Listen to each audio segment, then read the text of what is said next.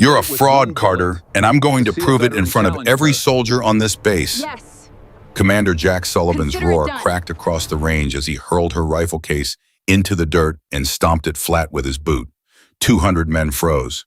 Nobody had ever seen the legend lose control like this. He snatched the single bullet off the table and threw it at her feet. Pick it up, prove your impossible shot, or pack your bag and never say your name on my base again. But Emily Carter didn't flinch. She bent down, lifted the bullet with 2 steady fingers, and said 7 quiet words that drained the color from his face. Before we go any further, if you believe a person should be judged by what they do and not by what people whisper behind their back, take 1 second to subscribe and follow Emily's story all the way to the end. And tell me in the comments what city you are watching from right now so I can see just how far this story has traveled. The bullet sat on the metal table, and for 3 long seconds, nobody in the entire training group made a sound. Emily Carter did not raise her voice. She did not step closer. She simply said, "1 bullet. You pick the target. If I miss, I pack my bag tonight and you never have to hear my name again." Commander Jack Sullivan blinked. It was the first crack anyone had seen in the man all morning. He had walked onto that range with the confidence of someone who had broken tougher people than her, and he had expected the same thing he always got. He expected her to argue. He expected her to defend herself, to list her medals, to talk about the operation everyone whispered about, the one where her whole unit almost died in the mountains. He expected her to get emotional because in his experience, people who could not back up their reputation always got emotional. Instead, she had given him a bullet and a bet. "You think this is a game," Sullivan said, but even he could hear that his voice had lost some of its edge. "No, sir," Emily answered. "I think you already made up your mind about me before I ever set foot on this base. I'm just trying to give you a reason to change it." A young soldier near the back of the group let out a low breath, the kind a man makes when he watches somebody do something brave and stupid at the same time. Sullivan heard it. He turned his head just enough to remind everyone that he was still in charge, that this was still his range, his evaluation, his rules. "Nobody touches that bullet," he said. "Nobody sets up anything. This evaluation runs the way I planned it, and it runs today. Not on some cheap dare." He walked away.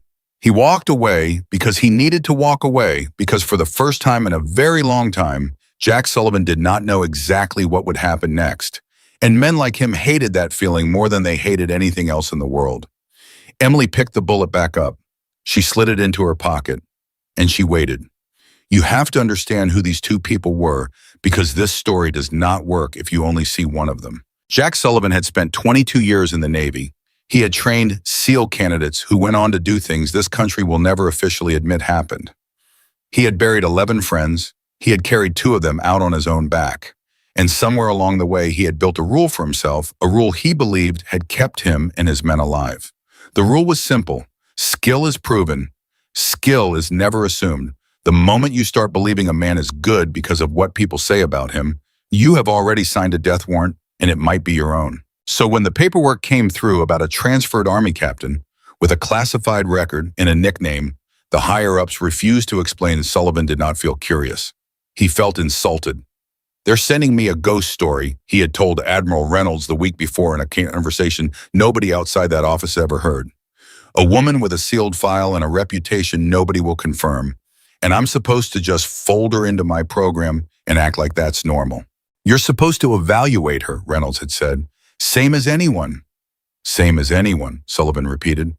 "Then let me evaluate her same as anyone. Let me push her the way I push everyone. And if she breaks, I don't want to hear one word about her feelings, her file, or her ghost story." The Admiral had been quiet for a moment. Then he said something Sullivan did not fully understand until much later. He said, "Jack, I'm not worried about you breaking her. I'm worried about what happens to you when you can't." Sullivan had laughed at that. He was not laughing now. Emily Carter, on the other hand, had learned a very different lesson from her years in uniform. She had learned that the loudest room is usually the emptiest one. She had learned that the people who talk the most about courage are almost never the ones who have needed it. And she had learned on one specific night in the mountains, a night she did not talk about, that the difference between the living and the dead is often nothing more than who kept their head when everything fell apart. She did not come to Fort Redstone to prove she was the best shot in the country. She came because a man named Marcus Hale had asked her to, And because Marcus Hale was one of maybe 3 people alive, she would not say no to. But she did not know that yet, not that morning. That morning, all she knew was that a Navy SEAL instructor had decided she was a fraud, and he had decided it in front of everyone. The evaluation Sullivan designed was not fair, and he knew it was not fair, and that was the point. Carter, he called out, walking back with a rifle case in his hand. You're up first. Everybody else, you watch and you learn. He set the case down and opened it, and a few of the soldiers actually leaned forward because they recognized the weapon inside. It was a precision rifle, the kind that took experts weeks to truly understand, the kind that needed careful adjustment for every shooter, every distance, every condition. And it was not adjusted for her. He had made sure of that. This isn't your weapon, Sullivan said. You've never fired this one. You don't get time to zero it. You don't get a warm-up. You get what a soldier gets on a bad day in a bad place, which is a tool you don't fully trust in a job that still needs doing. He crossed his arms. You still want that bet from earlier, because this is the version of it that actually matters. A murmur went through the group. It was not a fair test. Everyone standing there could feel it. And a couple of them, the younger ones, felt something turn in their stomach, because there is a particular kind of anger you feel when you watch someone powerful decide to make an example out of someone. Emily looked at the rifle. She did not touch it yet. How far? She asked. Far enough, Sullivan said. That's not a number, sir. 600 meters, he said. Give or take the wind, which I promise you is not going to cooperate. She nodded slowly, like she was filing the information away rather than reacting to it. And if I make the shot, Sullivan smiled without any warmth in it at all. Then you made one shot. That's all it'll be. One shot doesn't erase a file full of questions. There it was. Emily understood him now fully. This was not a test she could pass. He had built it so that failure meant she was a fraud, and success meant she was lucky.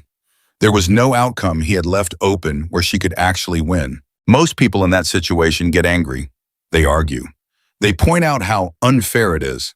And that reaction, that completely human and reasonable reaction, is exactly what he was waiting for, because the moment you argue about fairness, you look like someone making excuses in advance.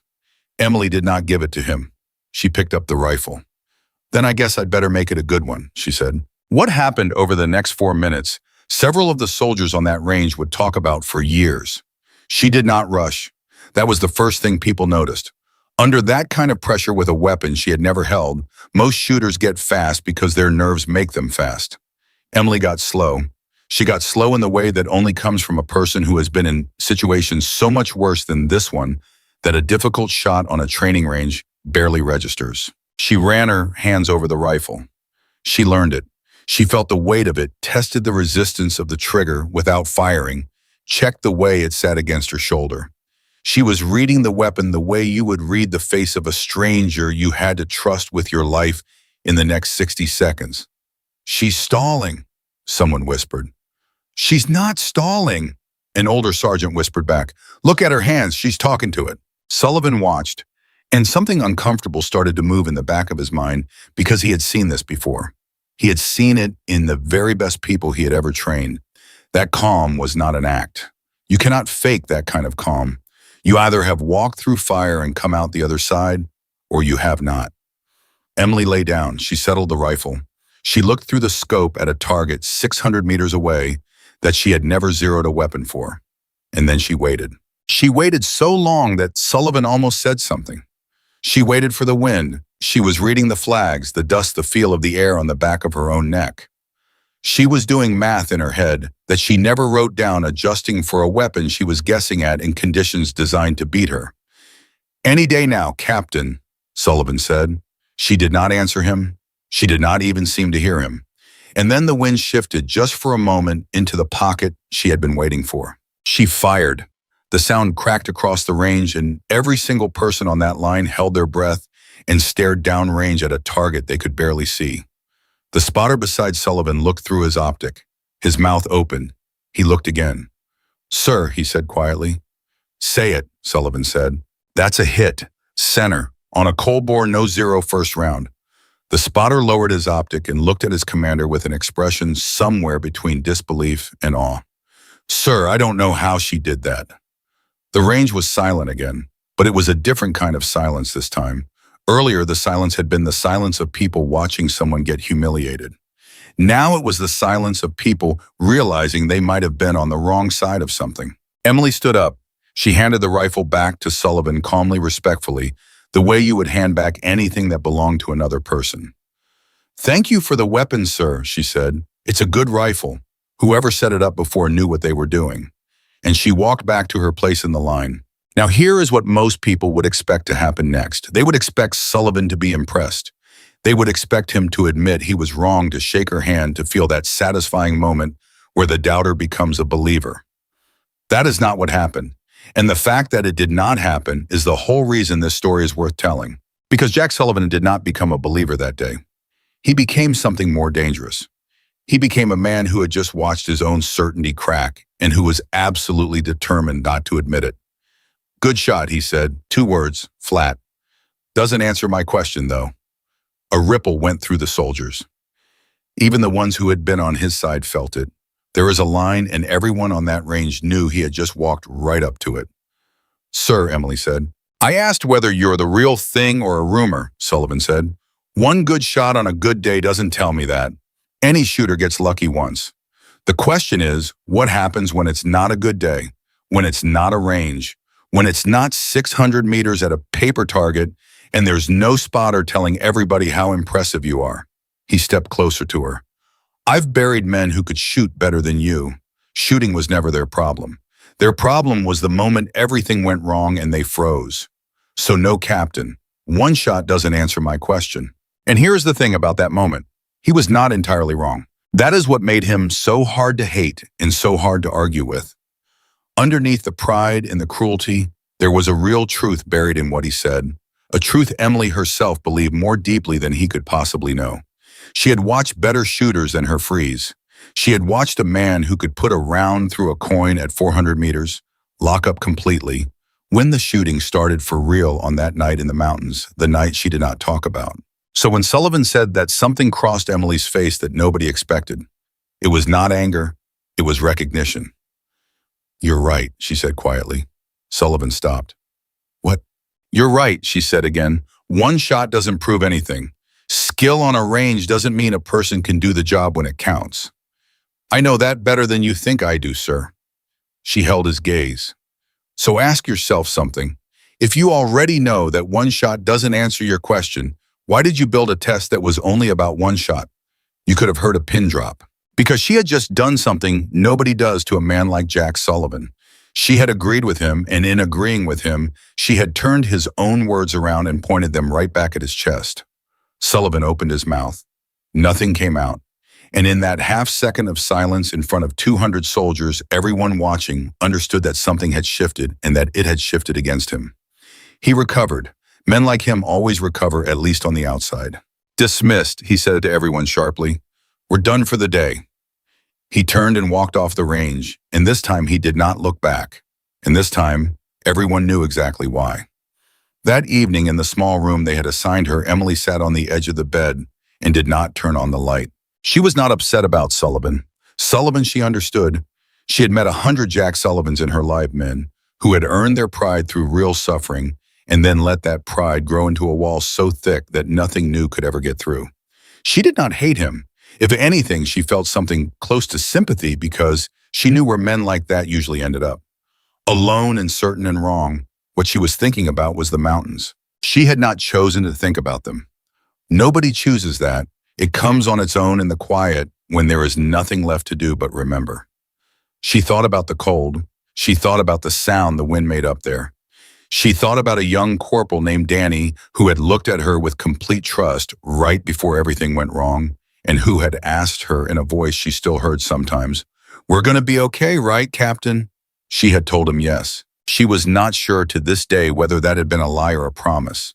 She only knew that most of them had not been okay, and that she had spent every day since trying to understand why she was still here when better people were not. That was the reputation. That was the ghost story. That was the thing Sullivan sneered at without knowing a single true detail of it. He thought her legend was about a shot. It was never about a shot. It was about the fact that she had gotten some of them out, not all, some, and that the difference between all and some was a weight she would carry until the day she died. There was a knock at the door. She did not turn on the light. It's open. A soldier stepped in, one of the younger ones from the range, a specialist who could not have been more than 23. He stood there awkwardly, the way young men stand when they have decided to do something a little braver than they are used to. "Ma'am," he said, "I'm sorry to bother you." "You're not bothering me. What's your name?" "Specialist Reyes, ma'am." "What can I do for you, Specialist Reyes?" He hesitated. Then it came out in a rush.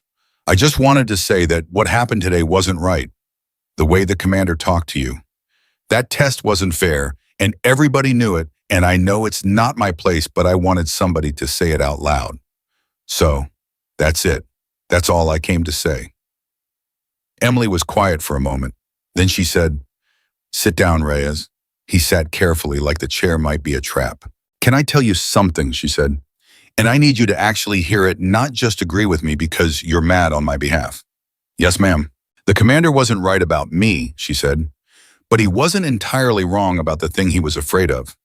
There really are people who look perfect on a range and fall apart when it's real. I've seen it. I've stood next to it. And a leader who ignores that, who just trusts a reputation, gets people killed." She let that sit. "So here's the part I want you to hear. Being angry at him is easy. Understanding him is hard. And you're going to be a much better soldier if you learn to do the hard one." Reyes stared at her. "You're defending him after what he did to you." "I'm not defending what he did," Emily said. "I'm telling you not to become the thing you hate. He judged me without knowing me. If you decide he's a monster without knowing him, you just did the exact same thing, only in the other direction." She smiled slightly in the dark. "The world's full of people who think they're the good guy because they picked the right villain. Don't be one of them." Reyes did not have an answer for that. He was young. It would take him a while to understand what she meant. But he would understand it eventually, and when he did, he would remember this exact conversation in this dark room with a woman who had every reason to be bitter, and somehow was not. "Can I ask you something, ma'am?" he said. "The shot today. The cold bore no zero. How did you do that, honestly?" Emily thought about it. "You really want the honest answer?" "Yes, ma'am." "I didn't trust the rifle," she said. "So I stopped trying to. I stopped thinking about the weapon and started thinking about the wind, because the wind was the only thing I could actually read. Everybody was watching the rifle. Everybody was watching me. Nobody was watching the wind except me." She shrugged. "Most of the time, the answer to an impossible problem is just paying attention to the one thing everybody else is ignoring." Reyes left a few minutes later, and he left different than he came in, though he would not have been able to explain how. Emily sat back down in the dark, and she thought not for the first time that she had not come to Fort Redstone to shoot. She had come here for a reason nobody on that range understood yet, and she suspected that when they finally did understand it, everything about that day, including Jack Sullivan's cruelty, was going to look very different. Across the base, in a very different kind of room, Jack Sullivan was not sleeping either. He was sitting at his desk with a file in front of him, and the file was mostly blank. That was what bothered him. Whole sections were redacted, dates blacked out, locations removed. A summary that said almost nothing signed off by people whose names he recognized and respected, which was the part that gnawed at him the most. Because here was the truth Jack Sullivan did not want to face. He had walked onto that range believing she was a fraud, and she had put a round dead center on a cold bore with a rifle she had never fired. And every instinct he had built over 22 years, every instinct that had kept him and his people alive, was telling him that you do not do what she did by accident. You do not fake that. That calm, that focus, the way she read the wind. He had seen it maybe 5 times in his entire career, and every single time it had been in someone who had survived something that should have killed them. There was a knock at his door too, but this one did not wait for permission. Admiral Thomas Reynolds walked in, and one look at his face told Sullivan this was not a social visit. "Sit down, Jack," Reynolds said. "I am sitting, sir."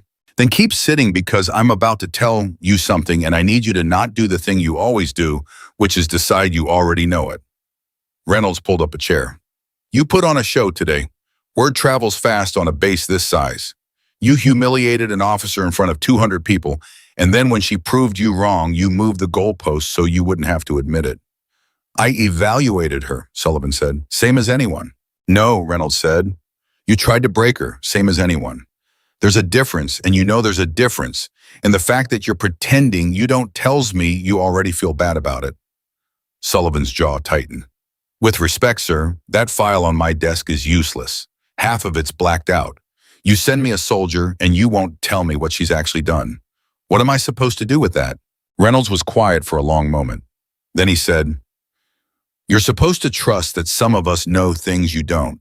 But you've never been good at that, have you, Jack? Trusting that somebody else might know something you don't." That landed harder than either of them expected. "You want to know why her file is blacked out?" Reynolds continued. "It's blacked out because if the details of what happened in those mountains ever became public, it would end careers a lot higher up than yours or mine. And she has never, not once, tried to use that to her advantage. She's never leaked it. She's never leaned on it. She sat there today and let you call her a rumor to her face, and she could have destroyed you with 3 sentences about who she actually is, and she chose not to." Reynolds stood up. "Think about that kind of person, Jack. Think about the kind of discipline it takes to be that person. And then ask yourself if that's really someone who needs you to test whether she can handle pressure." He walked to the door, then he stopped. "There's a meeting tomorrow," he said. "You're not invited to it, but I'm going to tell you it's happening anyway because I want you to understand what you almost stepped on today. Marcus Hale is coming to this base tomorrow. To see her." Sullivan looked up sharply. "Marcus Hale?" "That's right. The Marcus Hale." "How many do you know?" Reynolds said.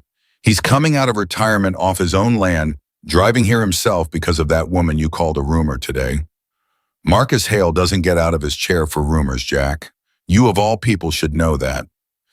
And then he was gone, and Jack Sullivan sat alone with a nearly blank file and a feeling he had not felt in a very long time. It took him a while to name it because he was so out of practice. It was doubt, not doubt about her. Doubt about himself. The name Marcus Hale meant something to every serious operator in the country, and it meant something specific to Jack Sullivan. When Sullivan had been a young man, brand new arrogant, in the way only the truly untested can be, Marcus Hale had been the standard. Not a legend in the loud way. Hale hated that word. He was a legend in the quiet way, the way where nobody talked about the things he had done, because most of them were still classified, but everybody who knew. And here was the thing that ate at Sullivan as he sat there. Marcus Hale had a reputation for exactly one thing above all others. He did not care about the best shooters. He was famous among the people who knew him for saying that he had watched brilliant marksmen die and average marksmen live, and that the difference was never the shooting. The difference was the mind. Sullivan had heard Hale say almost those exact words decades ago, at a distance when Sullivan was too green to understand them. "We don't need better shooters," Hale used to say. "We need better thinkers with a rifle in their hands." And today on that range, a woman Sullivan had called a rumor had turned to him and said in front of everyone that one shot proves nothing because skill on a range is not the same as judgment under fire. She had said Marcus Hale's philosophy back to him.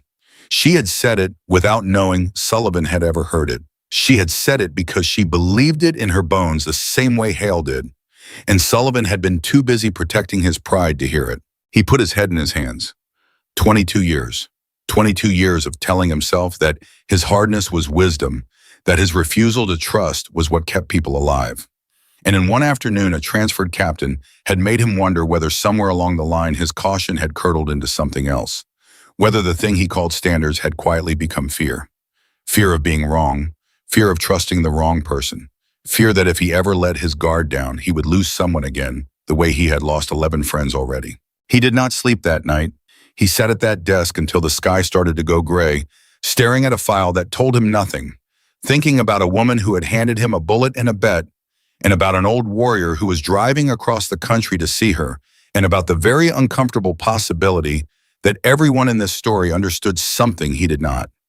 Emily woke before dawn the way she always did, the way she had not been able to stop doing since the mountains. She did not know Marcus was coming. Nobody had told her yet.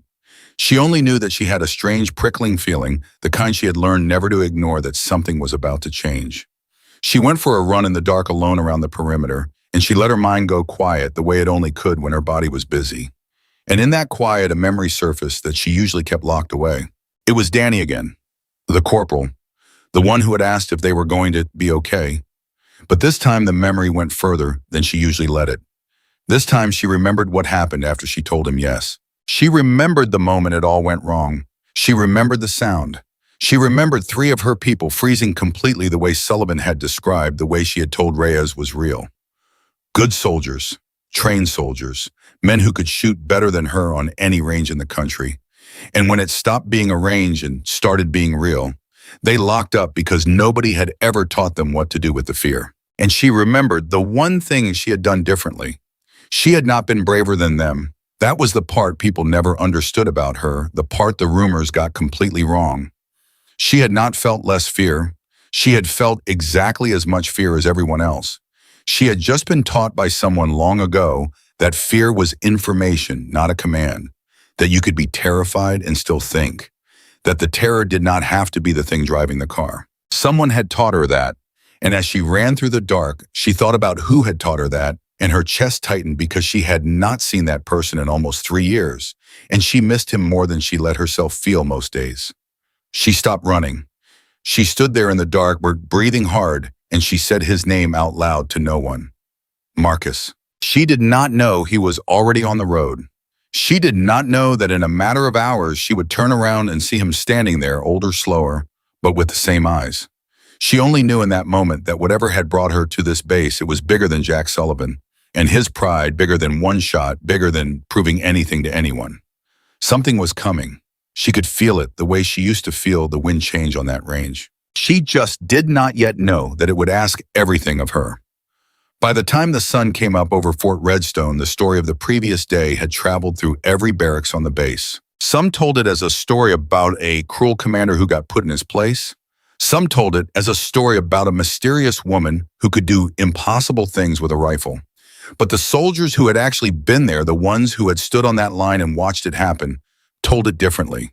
They told it as a story of a woman who had been handed the most unfair test they had ever seen, who had passed it, and who had then refused to gloat about it, and who had instead turned around and defended the very man who had tried to humiliate her. That was the part that stuck with them, not the shot, the mercy, because anybody they figured could be angry after being treated like that.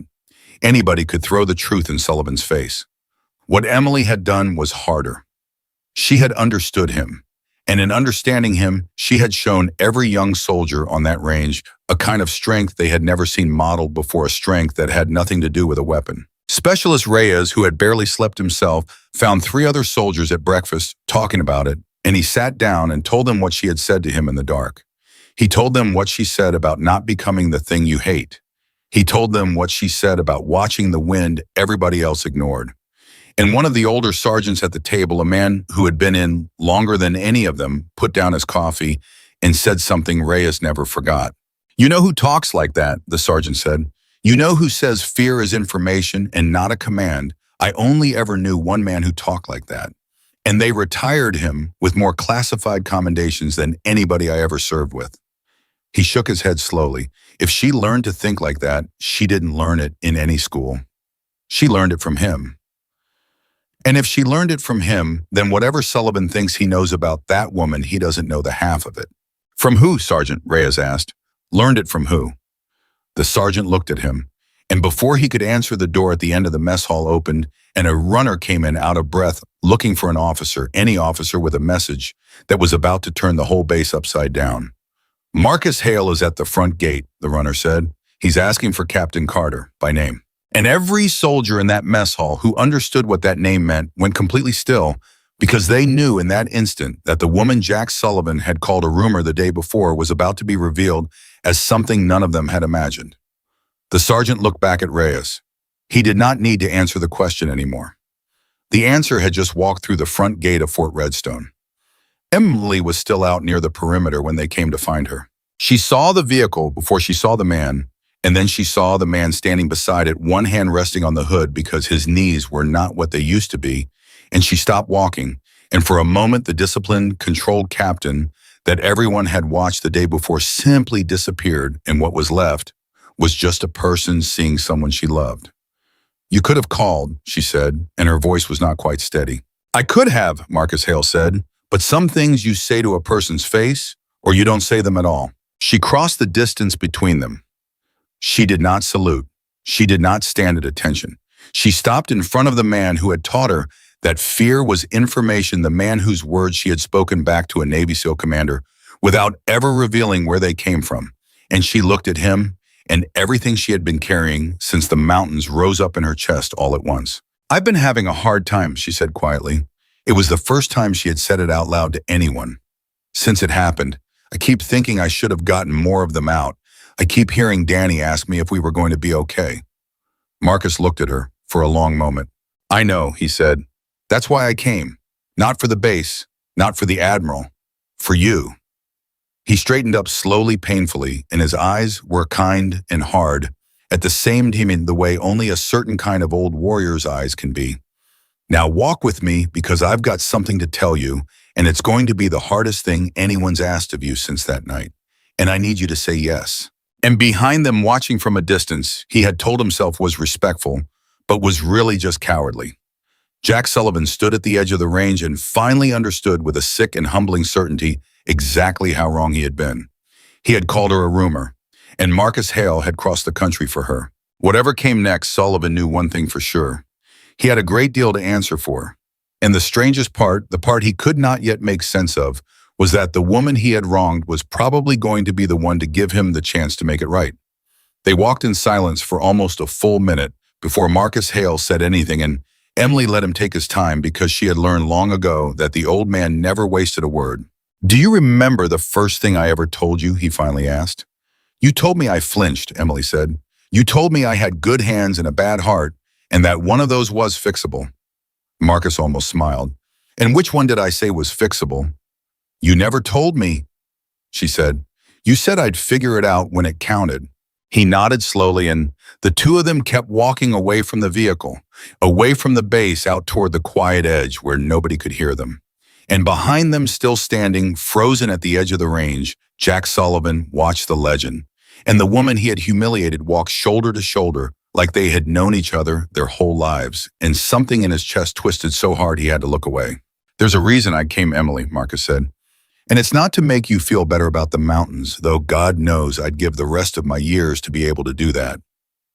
"Then why?" He stopped walking. He turned to face her, and the kindness in his eyes was still there, but underneath it there was something heavier now, something she had only seen in him a handful of times, and every single one of those times had come right before a decision that changed lives. "Because it's happening again," Marcus said. "What happened to you? What happened to your unit? It's about to happen to a lot more people, and the men in charge are doing the exact same thing they did before. They're training perfect shooters and sending them into places where perfect shooters die."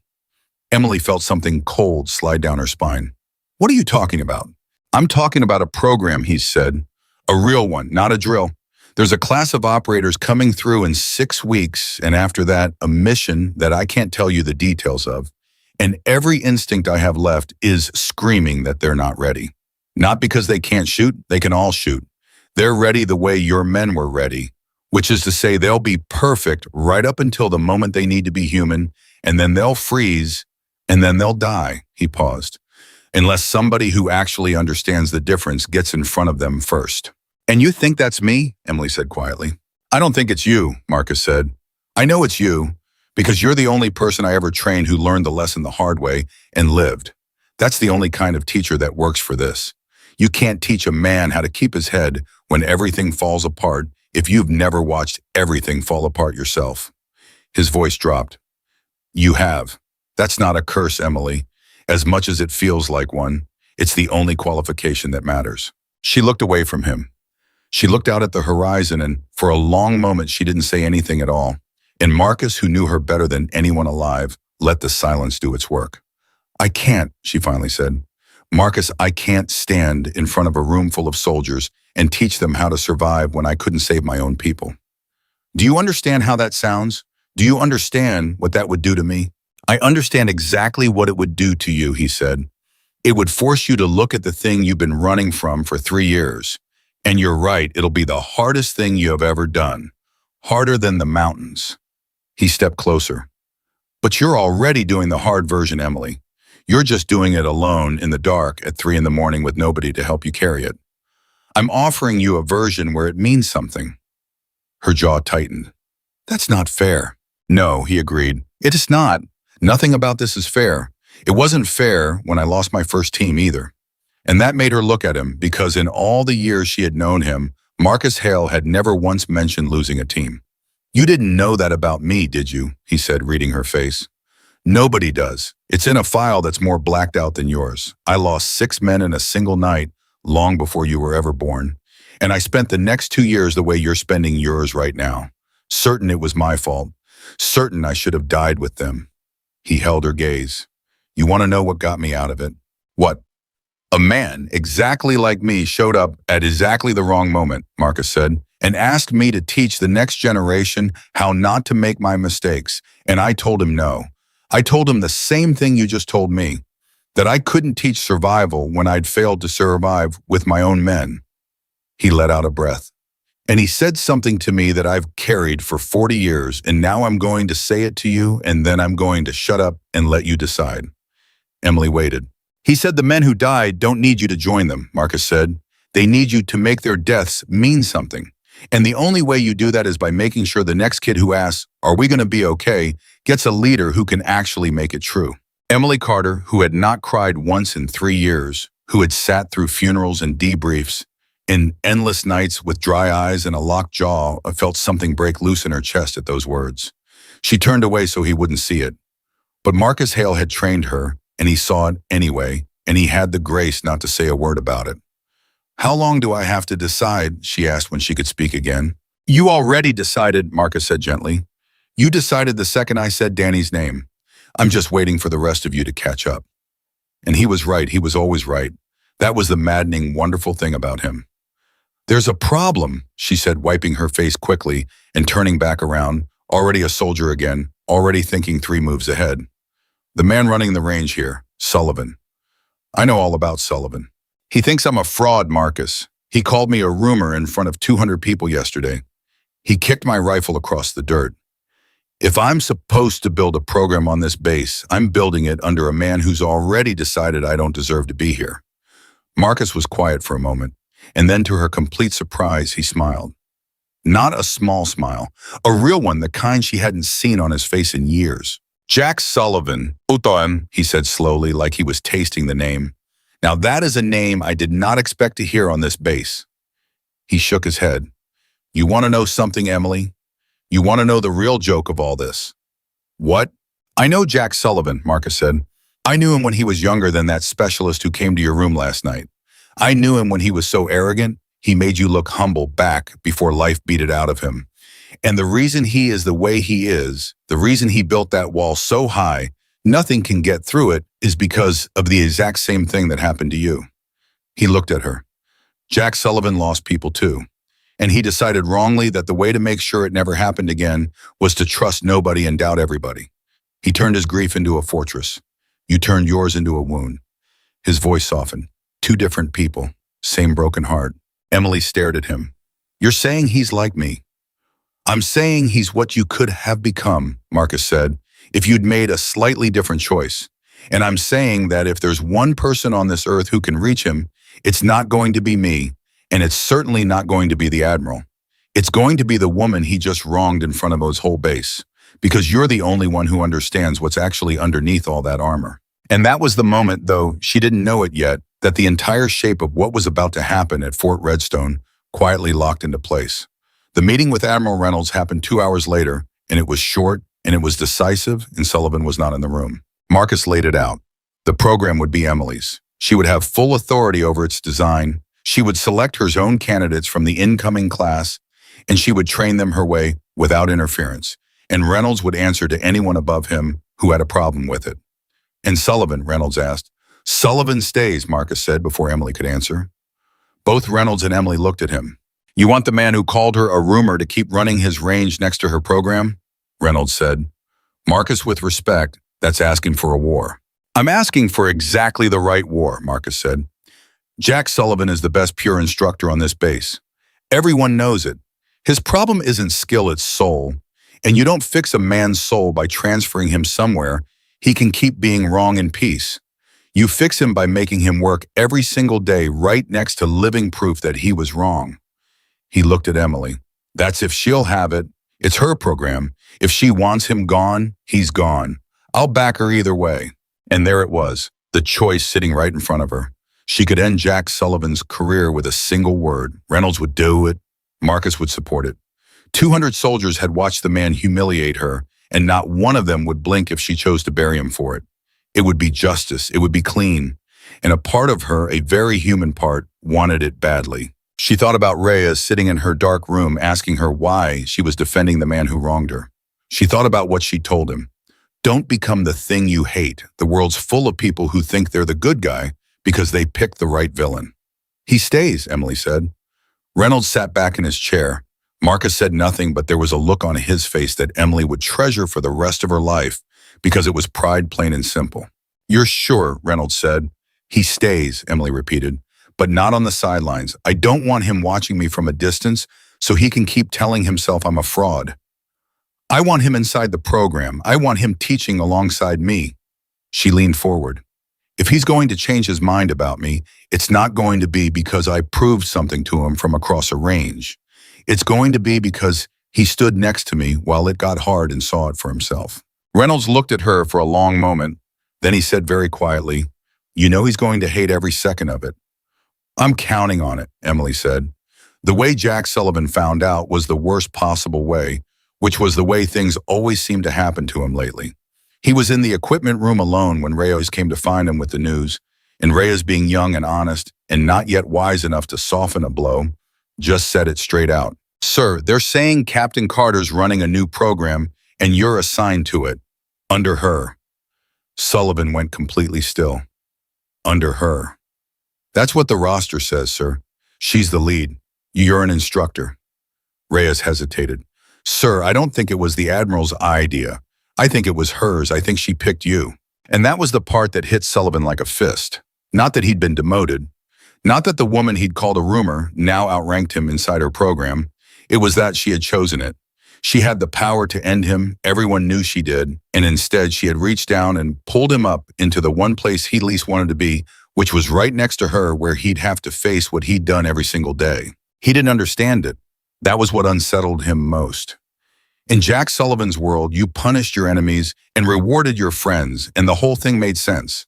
But Emily Carter had just done something that didn't fit anywhere in that world, and it left him standing in that equipment room, feeling like the ground had shifted under his feet. Sir, Reyes said, are you okay? Get out, Reyes, Sullivan said, but there was no heat in it. He found her that evening out by the range alone, the way she always seemed to be. And for the first time since she'd arrived, Jack Sullivan approached Emily Carter, not as a judge, but as a man who had no idea what to say. You picked me, he said. No greeting, no rank, just that. I did. Why? Emily looked at him, and she could have said 100 things. She could have made him grovel. She could have listed everything he'd done and made him stand there and take it. She had earned that right, and they both knew it. Because you were right yesterday, she said instead. Sullivan blinked. What? You were right, she repeated. One shot doesn't prove anything. Skill on a range isn't the same as judgment under fire. You said it like it was an accusation, but it's the truest thing anyone's said to me since I got here. And it happens to be the entire foundation of the program I'm about to build. She held his eyes. You already understand the problem, Commander. You've understood it for 22 years. You just decided I was part of the problem instead of part of the answer. I picked you because I'd rather have a man who understands the disease and got the patient wrong than a man who never understood the disease at all. Sullivan stared at her. He opened his mouth. Nothing came out. It was the second time in 2 days that it had happened to him, and it had not happened to him in a decade before that. I humiliated you, he said finally, in front of my whole base. I kicked your gear across the dirt. And you're standing here telling me I was right. You were right about the problem, Emily said. You were dead wrong about me. Both things can be true. Most of the important things are. She turned to go, then stopped. You want to make it right, Commander. Don't apologize.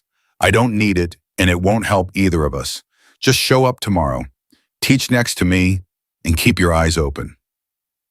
That's all I'm asking. If I'm the fraud you think I am, you'll have a front row seat to watch me fail. And if I'm not, she let it hang, then maybe you'll learn something too. She walked away. And Jack Sullivan stood there in the fading light for a long, long time, a man who had spent his whole life being certain, suddenly certain of nothing at all. The program started 6 days later, and it started with a fight, not a physical one, a fight about everything. Because the moment Emily laid out how she wanted to train the candidates, Sullivan's entire 22 years of instinct rose up in revolt. "You're going to let them fail," he said, staring at her plan. "On purpose. You're going to design scenarios they can't win." Yes. That's insane. You break a man's confidence, you break the man. Everything I've ever learned says you build them up, you make them believe they're unstoppable, and then they act unstoppable. And then they meet a situation they can't beat, Emily said, and they've never felt that feeling before, and it destroys them. Because you taught them they were unstoppable, and the universe just proved they weren't, and now they don't have a single tool for what to do next. She looked at him. "How many of your candidates froze in the field, Commander, over 22 years? Be honest." Sullivan's jaw worked. "Some." "How many were the ones who looked best in training?" He didn't answer. He didn't have to. They both knew. "The ones who look best in training are the ones who've never been broken," Emily said quietly. "So the first time they break, it's for real, and there's no instructor there to catch them. I'm not going to break my candidates, Commander. Life is going to break them eventually no matter what I do. All I get to choose is whether it happens here where I can teach them what to do with it, or out there where it kills them." She let that sit. "You wanted to know if I was a fraud. Here's your answer. A fraud protects her students' feelings. A teacher protects their lives. Watch which one I do, and then decide what I am." And Sullivan, for the first time, felt the ground he'd been standing on for 2 decades tilt just a little bit more. The first day with the candidates was the day Jack Sullivan started to change, though he fought it every step of the way. There were 12 of them, handpicked the best shooters in the incoming class. Young men and one woman who could all do things with a rifle that most people couldn't dream of. And Emily put them through a scenario, and every single one of them failed it, and she'd built it so they would. Sullivan watched their faces as they realized they'd failed. He'd seen that look before. He'd caused that look before, and he'd always considered it a bad thing, a thing to be avoided. Confusion, frustration, the dawning horror of a person who has always been the best suddenly discovering they can lose. He waited for Emily to do what he would have done, which was either console them or push them harder.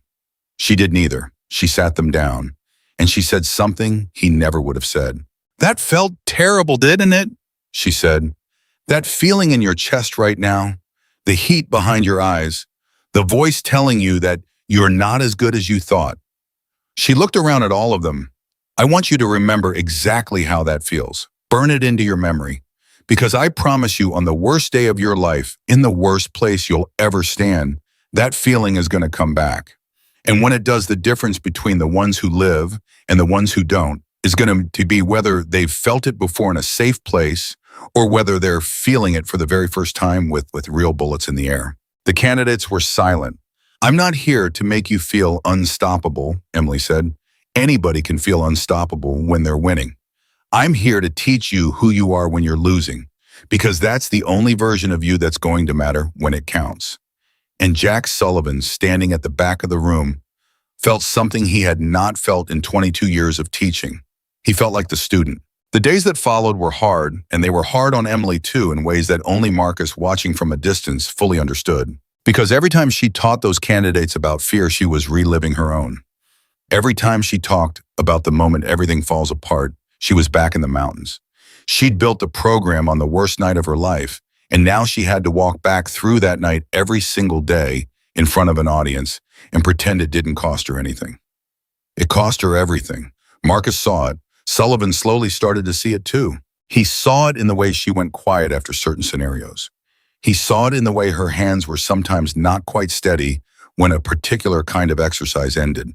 He saw it most of all one evening when he came to find her about a scheduling issue and found her sitting alone in the dark equipment room, not crying, not falling apart, just sitting with the weight of something enormous pressing down on her shoulders.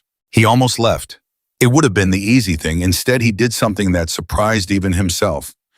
He sat down next to her. They didn't say anything for a while. "I lost 4 men, Sullivan finally said into the dark.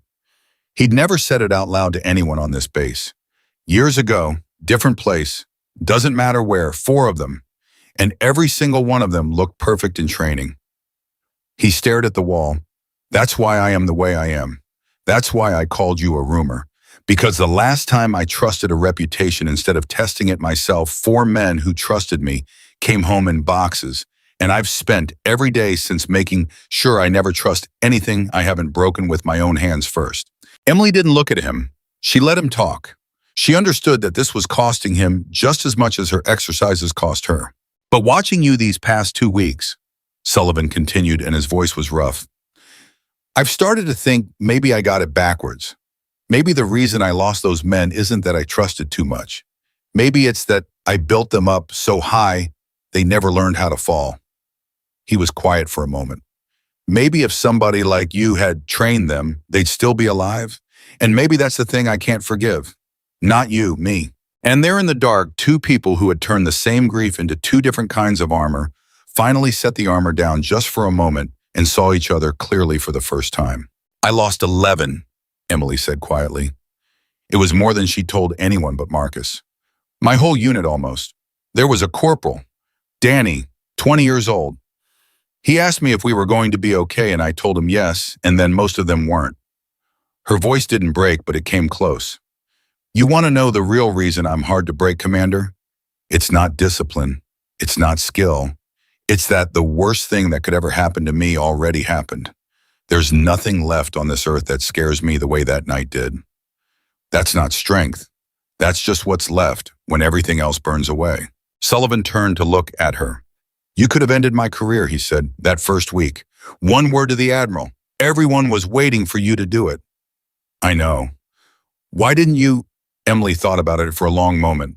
Because I've buried enough people who deserve to live, she said finally. I wasn't about to bury 1 more who deserved a second chance, even if he was too proud to know he needed one. And Jack Sullivan, the toughest instructor on the base, the man who had never once apologized to anyone for anything, put his head down and was silent for a very long time. When he finally spoke, his voice was so quiet she almost didn't hear it. I'm sorry, he said, for all of it. I know you are, Emily said, and I told you I don't need it, but I'm glad you said it anyway. Not for me, for you. She stood up. Now get some sleep, Commander. Tomorrow's the hard one. She was right. Tomorrow was the hard one, but not for the reason either of them expected. Because the next morning, everything changed, and it changed because of a phone call that came in before dawn, a call that Admiral Reynolds took alone in his office with the door shut, a call that made his face go gray. The mission had moved up, the one Marcus couldn't talk about, the one the candidates were supposedly being trained for. It wasn't 6 weeks away anymore. It was 2. And the candidates weren't ready. Not even close. 2 weeks into a program designed to take much longer, half of them were still learning to sit with their own failure. They had the beginning of what Emily was trying to give them, but only the beginning, and the beginning was not enough to keep men alive. Reynolds called Emily and Sullivan into his office at 6 in the morning and told them both at once. 2 weeks, Emily repeated. She'd gone very still. Sir, that's not enough time. You know that's not enough time. I told you the whole point of this is that it can't be rushed. The whole disease is people being rushed into things they're not ready for. I know what you told me, Reynolds said, and I fought it. I fought it all night, but it's not my call and it's not yours. The window moved. It moves or the whole thing's off, and if the whole thing's off, the reason it was happening in the first place doesn't go away. It just happens to somebody else, somewhere else with even less warning. He rubbed his face. So the question isn't whether we have enough time. We don't. The question is what you can do with the time we've got. Emily was silent, and Sullivan, watching her, saw something he'd never seen on her face before. He saw fear, real fear, not for herself, for them. There's a version of this, Sullivan said slowly, where we tell the Admiral no, where we say the candidates aren't ready and we won't sign off on sending them. It's within our rights. It's the responsible thing. And then they send somebody else's candidates, Emily said. Somebody who trained them the old way. Somebody who built them up to feel unstoppable and never taught them what to do when they break. She looked at him. You know what happens to those men, Commander? We both do. We've both buried them. The room went quiet. So we don't say no, Emily said. It wasn't a question. She'd already made the decision the way she always did, quietly and completely. We can't fix everything in 2 weeks, but maybe we don't have to fix everything. Maybe we just have to give them the one thing that matters most, the thing that would have saved my men if they'd had it. Which is what? Reynolds asked. Emily looked at both of them. A leader who's already been where they're going, she said, and who's coming with them. The silence in that office was total. No, Sullivan said immediately. Absolutely not. You're not going on that mission, Emily. You're a trainer. You're not cleared for that. You're not assigned to that. And after everything you've already survived, you are not walking back into hell just because, what Emily said, turning on him, just because the last time I led people into a place like that, most of them died. You think I don't know that? You think that's not the exact reason I have to go? Her voice was fierce now, fiercer than either of them had ever heard it. I've spent 3 years telling myself that if I'd been better, if I'd been calmer, if I'd taught them better, more of them would have come home. Well, here's 12 more kids about to walk into the same fire, and I can teach them everything I know in 2 weeks and pray it's enough, or I can go with them and make sure that when it falls apart, and it will fall apart, there's somebody standing next to them who already knows the way out. You could die, Sullivan said. Everybody dies, Emily said. The only question is whether it means anything. And those were Marcus's words, the words he'd said to her by the vehicle, and she didn't even realize she was repeating them until they were already out of her mouth. Reynolds looked between the two of them, and then he said the thing that neither of them was ready for. It's not going to be your call either, Captain, he said quietly, because there's something I haven't told you. Something in the mission briefing. He pulled a folder toward himself, and his hand was not quite steady. The location of the operation. The place these candidates are being sent. What about it? Emily said. Reynolds looked up at her, and there was something terrible and gentle in his eyes. It's the mountains, Emily, he said. The same range, the same operation area. They're sending these kids back into the exact place you lost your unit, because you're the only person alive who's been in there and made it out, and command wants that knowledge in the field one way or another. The room went absolutely silent. And Emily Carter, who had faced down a raging commander without flinching, who had made an impossible shot on a cold bore, who had walked back through the worst night of her life every single day for 2 weeks without breaking, felt every drop of color drain from her face. You knew, she said. Her voice was barely a whisper. This whole time, Marcus knew. You knew. That's why it had to be me. It was never just about the program. She was shaking now just slightly. You brought me here to send me back. No, Reynolds said. I brought you here to train them. Sending you back is your choice, and only your choice, and I will fight anyone who tries to make it for you. But you deserve to know what you'd be choosing. He closed the folder. Those mountains took your people, Captain, and now they want to take 12 more. And the only person on this earth who knows how to bring them home is sitting in this room trying to decide if she can bear to walk back in. Jack Sullivan looked at Emily. And for the first time, he understood the full weight of what she'd been carrying, and the full cruelty of what was being asked of her, and the full impossible courage it would take to say yes. Emily didn't say anything for a long time. She stood there in the gray early light with the two men watching her, and she went somewhere far away back to the cold and the wind, and a young corporal's voice asking if they were going to be okay. And then very quietly she spoke. When do we leave? She said. It wasn't a question about whether. She'd already decided. She'd decided the way she decided everything the moment she understood what was at stake, and no fear on earth was going to move her off it now. Emily, Sullivan started. When do we leave, sir? She said again to Reynolds, ignoring Sullivan completely. Her jaw set, her eyes wet and burning and absolutely certain. Reynolds looked at her for a long moment. Then he said, 2 weeks, if you say yes. I say yes, Emily said.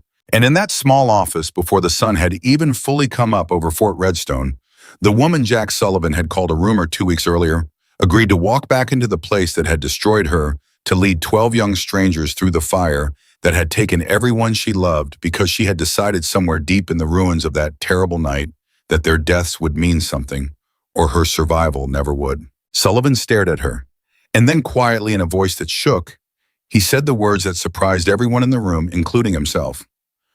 Then I'm coming too. Then I'm coming too. The words hung in the office, and for a second, nobody moved.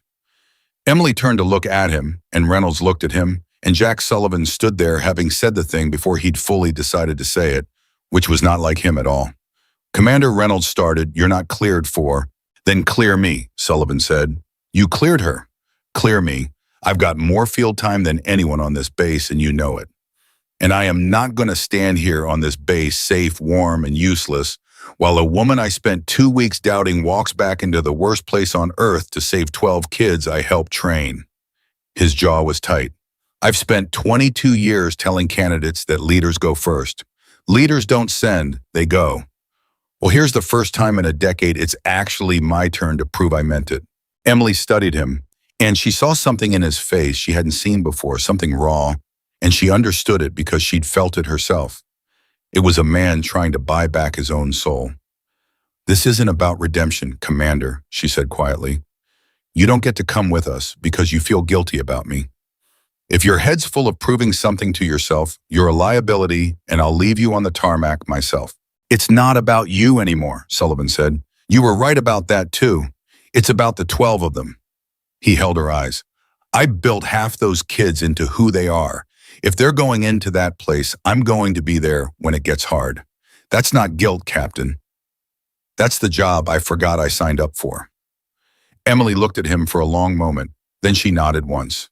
"2 weeks," she said. "You train with them. You bleed with them. You don't get to be the instructor watching from the back anymore. You're one of us now, or you're nothing to them out there. Understand?" Understood.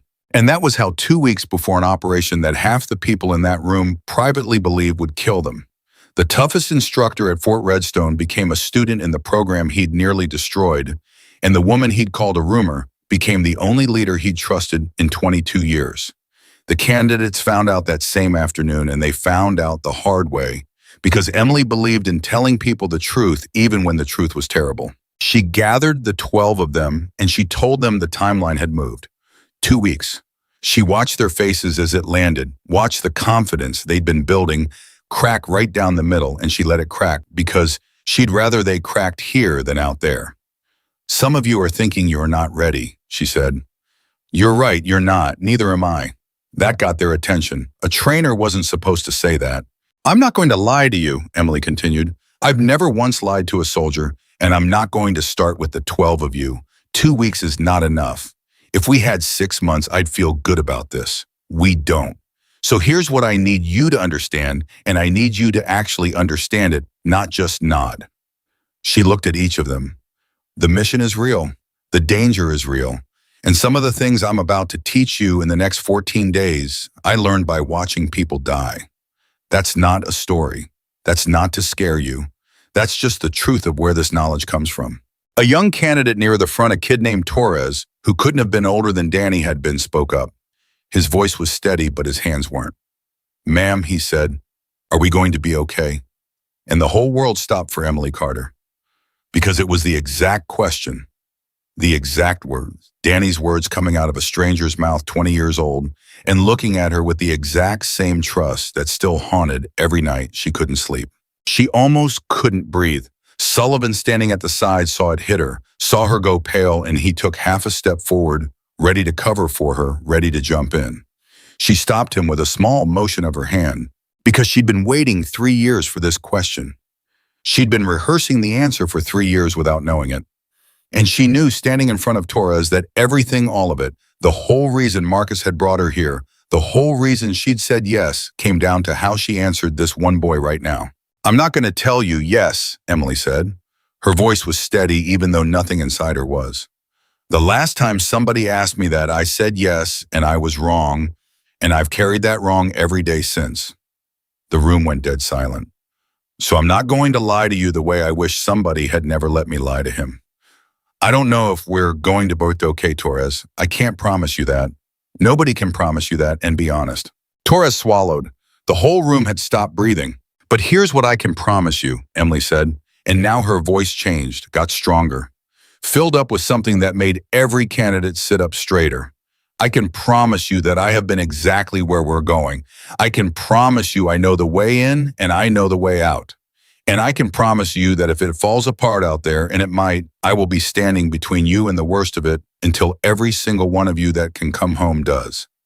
I can't promise you we'll all be okay, but I can promise you that you will not be alone, not for 1 second. That's the promise I can keep. and I will die keeping it before I break it. Torres stared at her, and something happened in that room. Something Sullivan felt in his own chest, something he'd spent 22 years trying and failing to create with his build-them-up methods. The 12 candidates didn't look confident. They looked something better than confident. They looked like they believed in the person leading them. That, Sullivan said quietly to himself from the side of the room, is the thing. That's the thing I never knew how to teach. And he finally understood all the way down why Marcus Hale had crossed the country for this woman. The 2 weeks that followed were the hardest of Jack Sullivan's life and the most important. He trained beside the candidates, not above them. He failed the scenarios right alongside them because Emily made the scenarios hard enough that even he failed. And the first time it happened, the 12 kids watched their legendary instructor eat the same defeat they'd been eating, and something shifted. He stopped being the god at the back of the room. He became one of them. And Emily had known that would happen. She'd counted on it. Because a leader who's willing to fail in front of his people is worth more than 10 who never let their people see them lose. But it cost Sullivan. Every failure scraped against 22 years of pride, and on the fourth night, he nearly quit. He found Emily in the equipment room again where she always seemed to end up, and he stood in the doorway and said, I don't know if I can do this. Do what? Be one of them, Sullivan said. Fail in front of them. Let them see me not have the answer. He shook his head. You don't understand. My whole life, my whole identity is being the man who has the answer. Being the one who's already been there, already knows, already can't be surprised. And you're asking me to stand in front of 12 kids and be surprised. Be wrong. Be human. His voice cracked slightly. I don't know who I am if I'm not the man with the answer. Emily was quiet for a moment, and then she said something that went straight through him. That's exactly why you froze, she said. He looked at her sharply. What? You're 4 men, she said gently. You told me they looked perfect in training and froze in the field. But you never asked yourself why you couldn't reach them in that moment, why you couldn't pull them out of it. She stood up, faced him. It's because you'd taught them without ever meaning to that a real soldier always has the answer. So when the moment came and they didn't have the answer, they thought that meant they'd failed. They thought the freezing was proof they were weak, and instead of moving through it, they drowned in the shame of it. She held his eyes. You didn't lose those men because you trusted too much, Commander. You lost them because you taught them that not knowing was the same as failing. And when they didn't know, they broke. Jack Sullivan stood in that doorway and felt 22 years of certainty collapse. You're telling me it's my fault, he said hoarsely. I'm telling you it's nobody's fault, Emily said. I'm telling you that you did the best you knew how with what you understood. Same as me. Same as everyone who's ever led people into danger and lost some of them. Her voice softened. But if you want to honor those 4 men, Commander, you don't do it by being the perfect instructor who never fails. You do it by walking into that room tomorrow and being wrong in front of those kids on purpose so they learn that being wrong isn't the end. So the next time one of them doesn't have the answer, they don't drown in it the way your men did. That's how you bring your 4 men home, not by joining them, by making sure it never happens to anyone else. And there it was again. Marcus's lesson. The men who died don't need you to join them. They need you to make their deaths mean something. She'd taken the thing Marcus gave her, and she was handing it to Sullivan now, passing it down the way it was meant to be passed down. Sullivan didn't say anything. He couldn't. He just stood there in the doorway with his eyes wet on a man who had never cried in front of anyone holding it together by a thread. Go to bed, Commander, Emily said gently. Tomorrow be wrong. It's the bravest thing you'll ever do. And it'll save more lives than every perfect answer you ever gave. The next morning, Jack Sullivan walked into the training room. Ran a scenario, failed it badly, and instead of covering it up or explaining it away, he turned to the 12 candidates and said, I don't know what I did wrong. I'm going to figure it out with you. Watch me be confused because you're going to be confused out there, and I want you to see that confused isn't dead. Confused is just the moment before you figure it out. And the 12 candidates looked at their legendary instructor, admitting he didn't know something, and every single one of them relaxed a little, because if the great Jack Sullivan could be confused and survive it, so could they. Emily watched from the side, and she thought, this is working. God help me, this might actually work. She should have known better than to think it, because the universe had a way of punishing hope. The blow came on day 9, and it came in the form of Marcus Hale. He had stayed on base quietly watching, offering a word here and there. Emily had gotten used to seeing him at the edge of the range in the mornings, and it had become one of the few things that made the whole impossible situation bearable. Having him there, knowing he believed in her. On day 9, he wasn't at the range in the morning. She didn't think much of it at first. Old men slept in, but by mid-morning she had a feeling, that same prickling feeling she'd learned never to ignore, and she went to find him, and she found him in his quarters on the floor, conscious but gray, one hand pressed to his chest. Marcus. She was on her knees beside him instantly. Marcus, what happened? Talk to me. It's the heart, he said, and even now his voice was calm, maddeningly calm, the way it had always been. It's been the heart for a while, Emily. I didn't tell you because you had enough to carry. How long? She demanded, already reaching for help, already moving. How long have you known? Long enough to know I came here to do one last thing, Marcus said, and he caught her wrist with a grip that was weaker than it should have been, and that terrified her more than anything. Listen to me. Look at me. Stop trying to save me for 1 second and listen.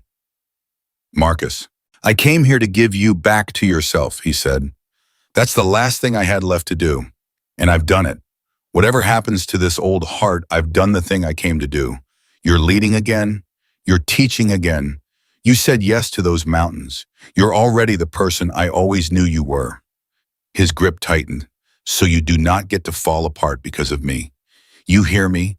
You do not get to use me as one more reason to believe you can't save the people you love. I chose my life. I lived every year of it. This is not the mountains. This is not Danny. This is just an old man's heart finally getting tired, and you are not allowed to carry it. Say it. Marcus, please. Say it. You are not allowed to carry it. I'm not allowed to carry it, Emily whispered, tears streaming down her face. Good, Marcus said, and he smiled, that real smile, the one she'd waited years to see and now might be seeing for one of the last times. Now get me to the medics before I embarrass myself, and then get back to those kids because they need you more than I do, and I did not raise you to sit at bedsides when there's work to be done. They got him to the medics. He was alive. Stable, they said, but serious. He'd need surgery, real surgery, and it couldn't happen on base. And there was a real chance, the doctor said carefully, that a man his age with a heart that far gone might not come through it. And Emily Carter had to walk out of that medical bay 5 days before she was scheduled to lead 12 kids into the mountains that had destroyed her and go back to training with the man who'd saved her life lying behind her, possibly dying. Sullivan found her in the hallway. He'd heard. Everyone had heard. You should be with him, Sullivan said. He ordered me not to be, Emily said. Her voice was hollow. He said he didn't raise me to sit at bedsides. He said the kids need me more. She laughed, and it was a terrible sound. 20 years I've known that man, and even flat on his back with a failing heart, he's still the one taking care of me. He's still the one being strong, so I don't have to be. Her composure cracked just for a second, and Sullivan saw the whole enormous weight of it. I don't know if I can do this, Jack. I said yes to the mountains because he asked me, and now he might not even be here to see it. What if I go back in there and I fail again? What if I bring 12 more kids home in boxes? What if the last thing that man ever knows is that he was wrong about me? And Jack Sullivan, who 2 weeks ago had called this woman a rumor and kicked her rifle across the dirt, did the only thing he could think of. He took her by the shoulders and he said the things she'd said to him. He's not wrong about you, Sullivan said fiercely. I know that because I was wrong about you, and I've never been more wrong about anything in my life. You want to know what I see when I look at you? I see the only leader I've ever trusted in 22 years. I see the person who taught me how to be human at 50 years old when I thought it was too late. I see the woman those 12 kids would follow off a cliff because they believe in her that much. He gripped her tighter.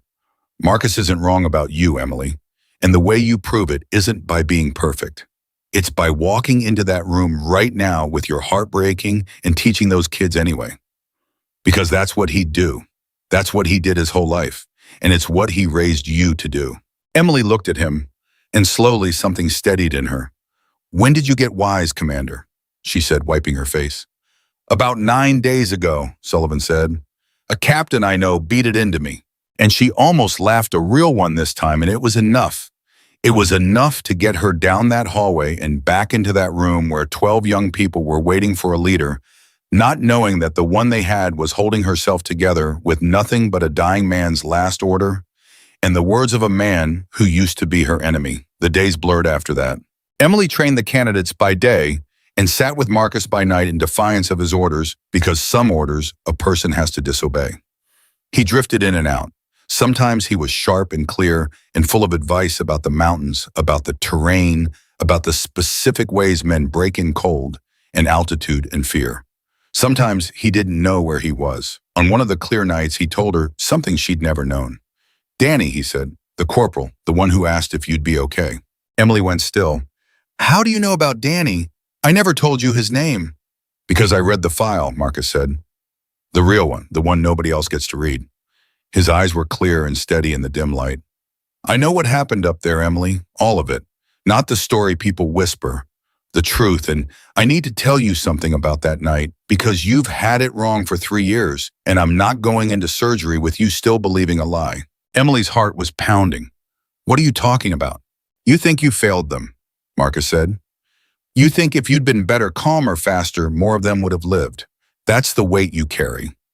He shook his head slowly. "Emily, I read every second of that operation.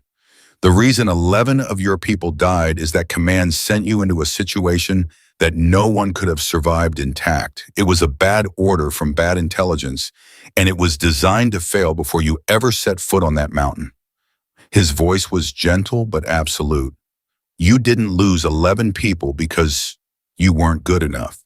You saved the ones you saved because you were the best anyone could have possibly been. Anyone else, everyone dies. Everyone. The only reason there are survivors at all is you." Emily couldn't speak. 3 years. 3 years of certainty that it was her fault, that she should have done better, and Marcus was telling her, with the authority of a man who'd read what no one else could read, that she'd had it backwards the whole time. Why she managed?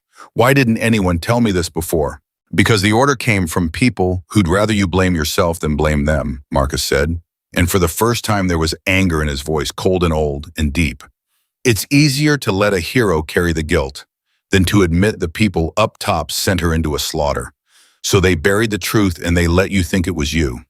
And I have spent 3 years unable to reach you, unable to tell you, because I wasn't cleared until I called in every favor I had left on this earth to get the clearance to say these exact words to you before it's too late." His hand found hers.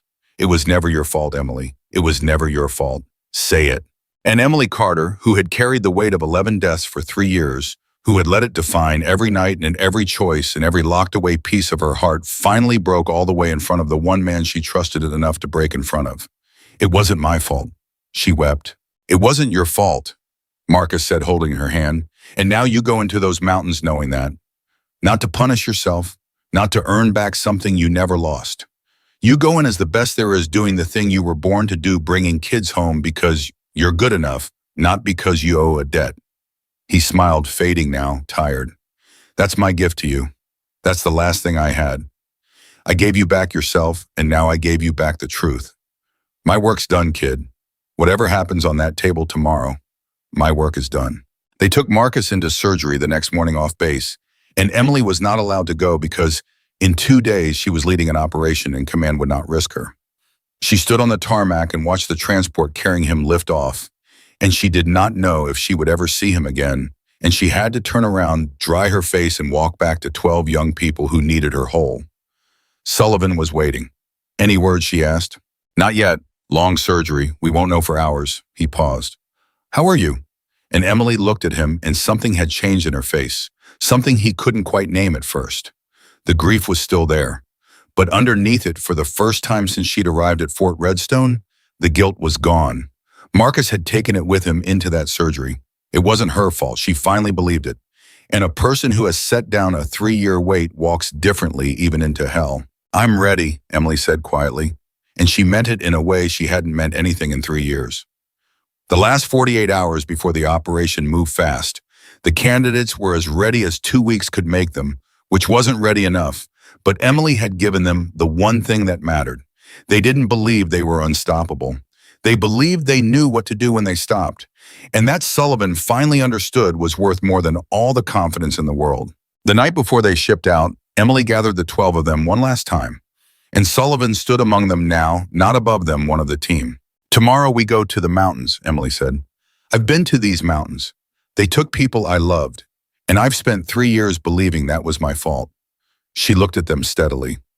2 nights ago I found out it wasn't, that the people I lost weren't lost because I wasn't good enough. And I'm telling you that not for me, but because I need you to understand something before we go. She paused. Out there, if it goes wrong, and it might, your brain is going to try to tell you it's your fault, that you should have been better. That's a lie. That's the lie that killed more good soldiers than any enemy ever did. The lie that says not being perfect means you failed. Her voice rang out. You will not be perfect out there. You will be scared and confused, and you will not always have the answer. And none of that means you failed. It means you're human in an impossible place doing your best. And your best trained the way I've trained you is enough. Do you hear me? It isn't enough. Torres, the kid, who'd asked if they'd be okay, looked at her. We hear you, ma'am, he said.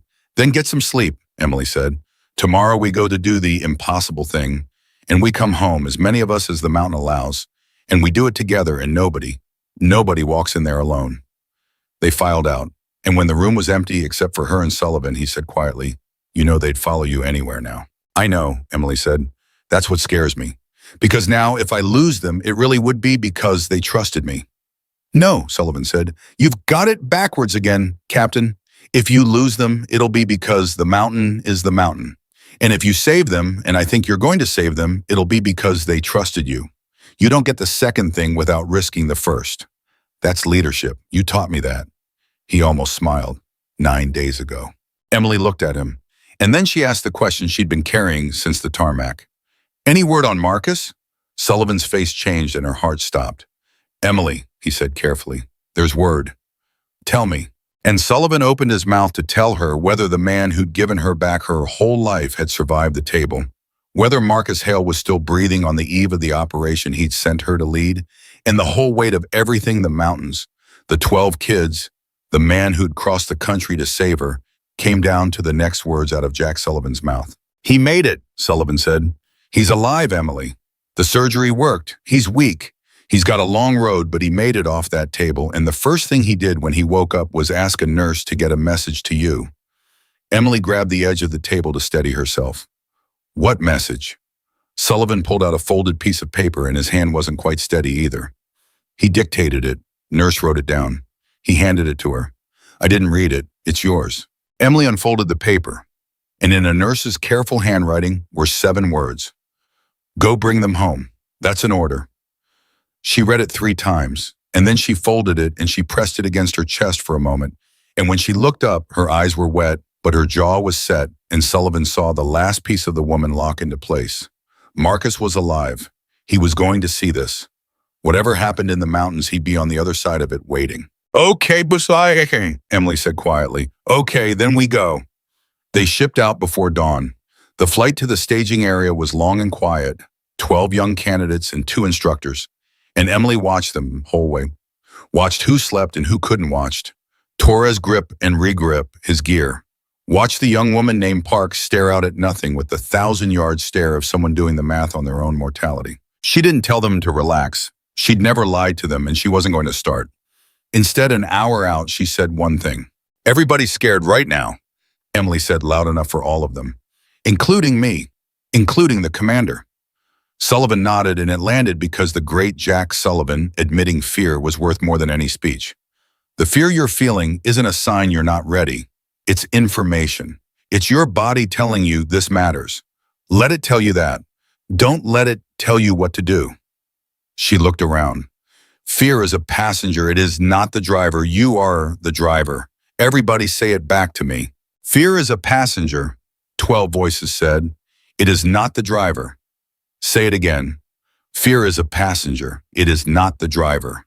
And Sullivan watched something settle over the 12 of them, and he remembered his 4 men, and he thought, if I'd known these words, if somebody had given me these words 22 years ago, and he had to look away. They reached the staging area, and the briefing was grim. The operation was a rescue. That was the part command had held back until now. A reconnaissance team, 7 people had gone into the same mountain range weeks ago and gone dark, and the last intelligence suggested some were still alive, pinned down waiting. The window Reynolds had talked about wasn't arbitrary. It was the last window those 7 people had. After that, the weather would close the mountains for the season, and anyone still up there would not come down. Emily listened to all of it with a stillness that Sullivan had come to recognize as the deepest kind of focus. "So it's a rescue in the same place I lost my unit," she said quietly when the briefing officer finished. "The same terrain, the same conditions, the same mountain that took 11 of my people." "Yes, Captain," the officer said. "Command believes your first-hand knowledge of that terrain is the difference between success and losing this team the way we lost." He stopped himself. "The way you lost mine," Emily finished for him. Her voice was flat. "You can say it. I've made my peace with it. It wasn't my fault. I know that now. But you can say it." The officer had the grace to look ashamed, and Sullivan, watching, felt a fresh wave of anger at the machine that had used this woman's grief and then handed her the guilt to carry and was now sending her back into the same meat grinder. But he said nothing because Emily had already accepted it, and this was her operation. "One question," Emily said. "The reconnaissance team. Who's leading it?" The officer checked his file. "A staff sergeant. Name of Reyes. Miguel Reyes." And Emily went cold because she knew that name, not the sergeant, but the name.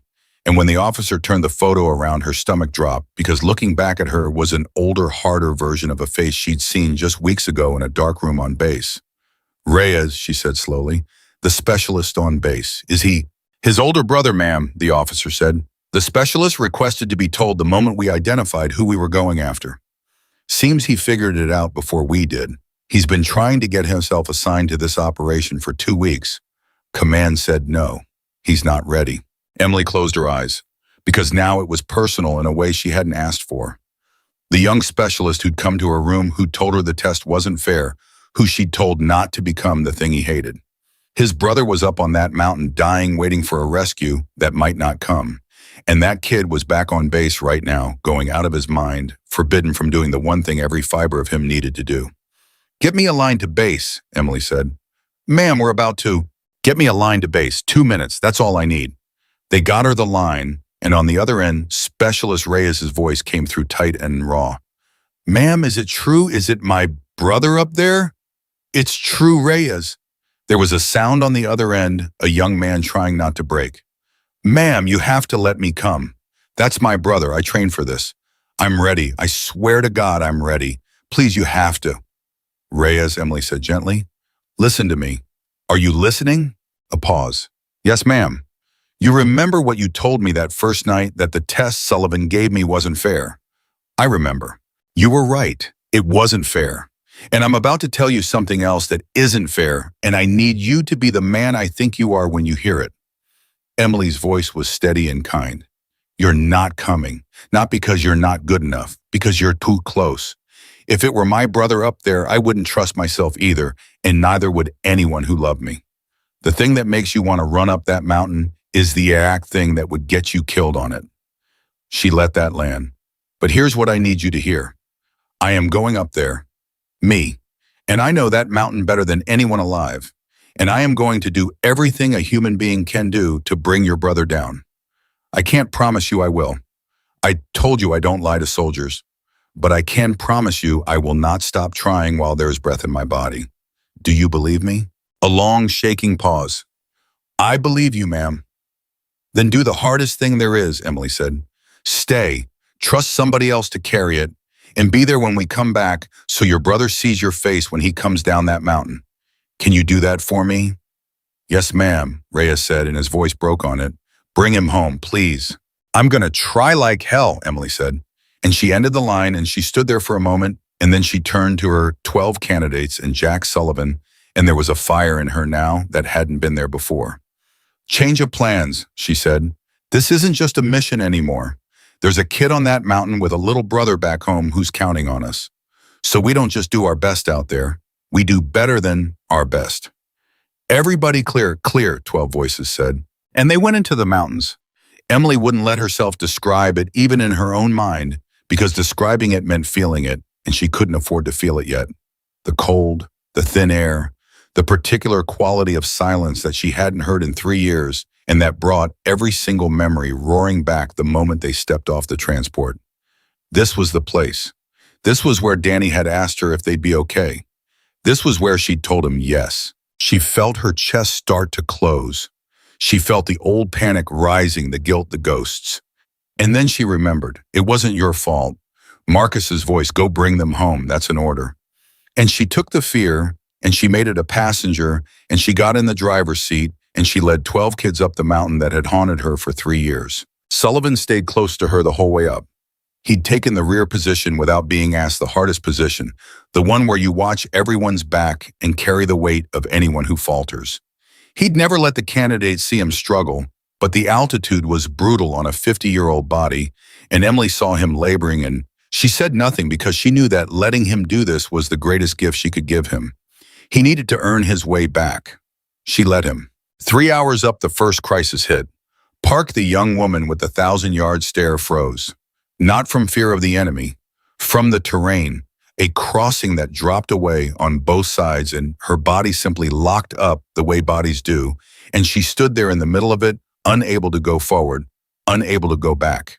Her breath coming in short, sharp gasps that meant she was seconds from a full panic that could get her killed. The old Jack Sullivan would have shouted at her.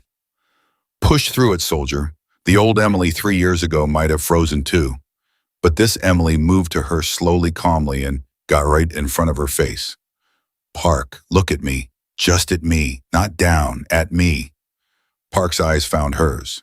There it is. That feeling, the one I told you about. Remember, we felt it in training.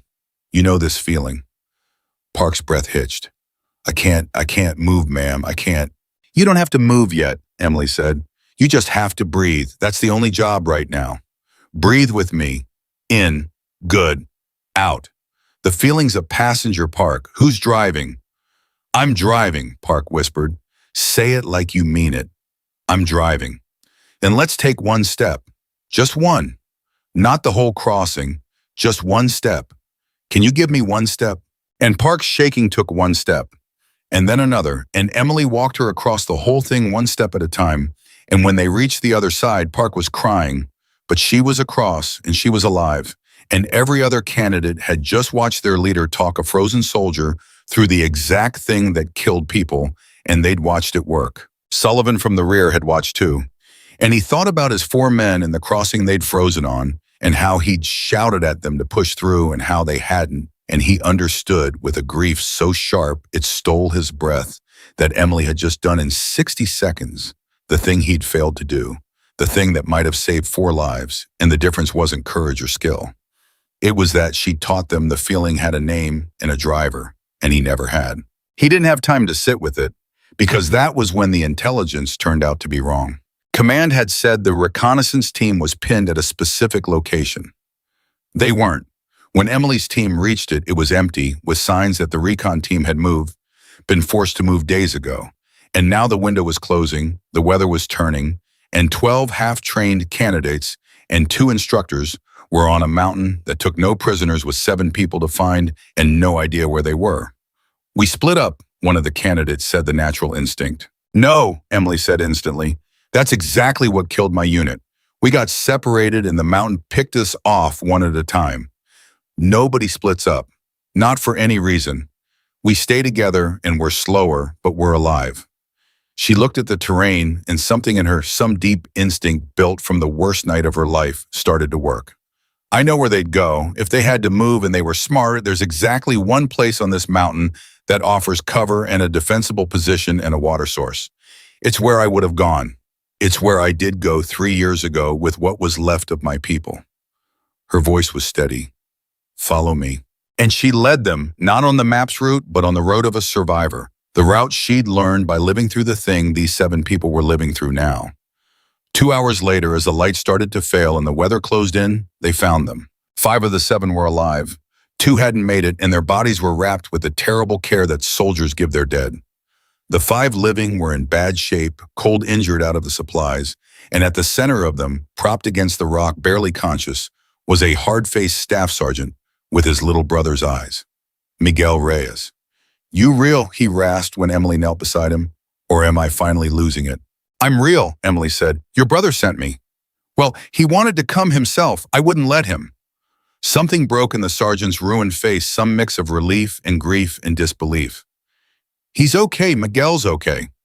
He's okay, he's back on base losing his mind because I made him stay. And I promised him I'd bring you down this mountain, so that's what we're going to do. Emily gripped his shoulder. Can you walk, Sergeant? I can crawl if it gets me to my brother, Reyes said. Walking will be faster, Emily said, and something almost like a smile crossed his cracked lips. But the celebration lasted about 10 seconds because the weather that had been closing in wasn't closing in anymore. It had arrived, and Emily looked up at a sky that she recognized, a sky she'd seen exactly once before 3 years ago, right before the storm that had turned a survivable situation into a massacre. We have to move, she said, and there was an edge in her voice the candidates hadn't heard. Right now, that storm is the thing that killed my unit. It's not weather, it's a wall. Once it hits, we can't move and we can't be found, and anyone still exposed doesn't come home. We have 5 injured, 2 dead we're bringing with us, and maybe 40 minutes before that wall hits. Move. Everybody move. And that was when the second twist came, the one Emily hadn't seen. The one that changed everything. Because as they started to move, Sullivan came up beside her, and his face was gray and not from the altitude. Emily, he said quietly so the candidates couldn't hear. My chest. She looked at him. What? It's been building all day. I told myself it was the altitude. It's not the altitude. He pressed a hand to his sternum, and she saw the truth in his eyes, the same gray she'd seen in Marcus on that floor. I've had a bad heart for 2 years, Emily. Never told anyone. Would have grounded me. And I think this mountain just called the debt. Emily's mind raced. 50-year-old man, bad heart, brutal altitude, a storm 40 minutes out, 5 injured survivors, 2 dead, 12 candidates. And now her rear guard, her partner, the man she'd need most for the descent, was a heartbeat away from being one more body on this mountain. How bad, she said. Bad enough that I need to tell you something in case I don't make it down, Sullivan said, and he gripped her arm. If it comes to a choice out there, Emily, if it comes down to getting everyone down or stopping for me, you leave me. You hear me. You do the thing I could never do. You keep your head, you make the call, and you don't let a storm take 12 kids because you stopped for one old man who spent his last good years being wrong about you. Nobody gets left, Emily said fiercely.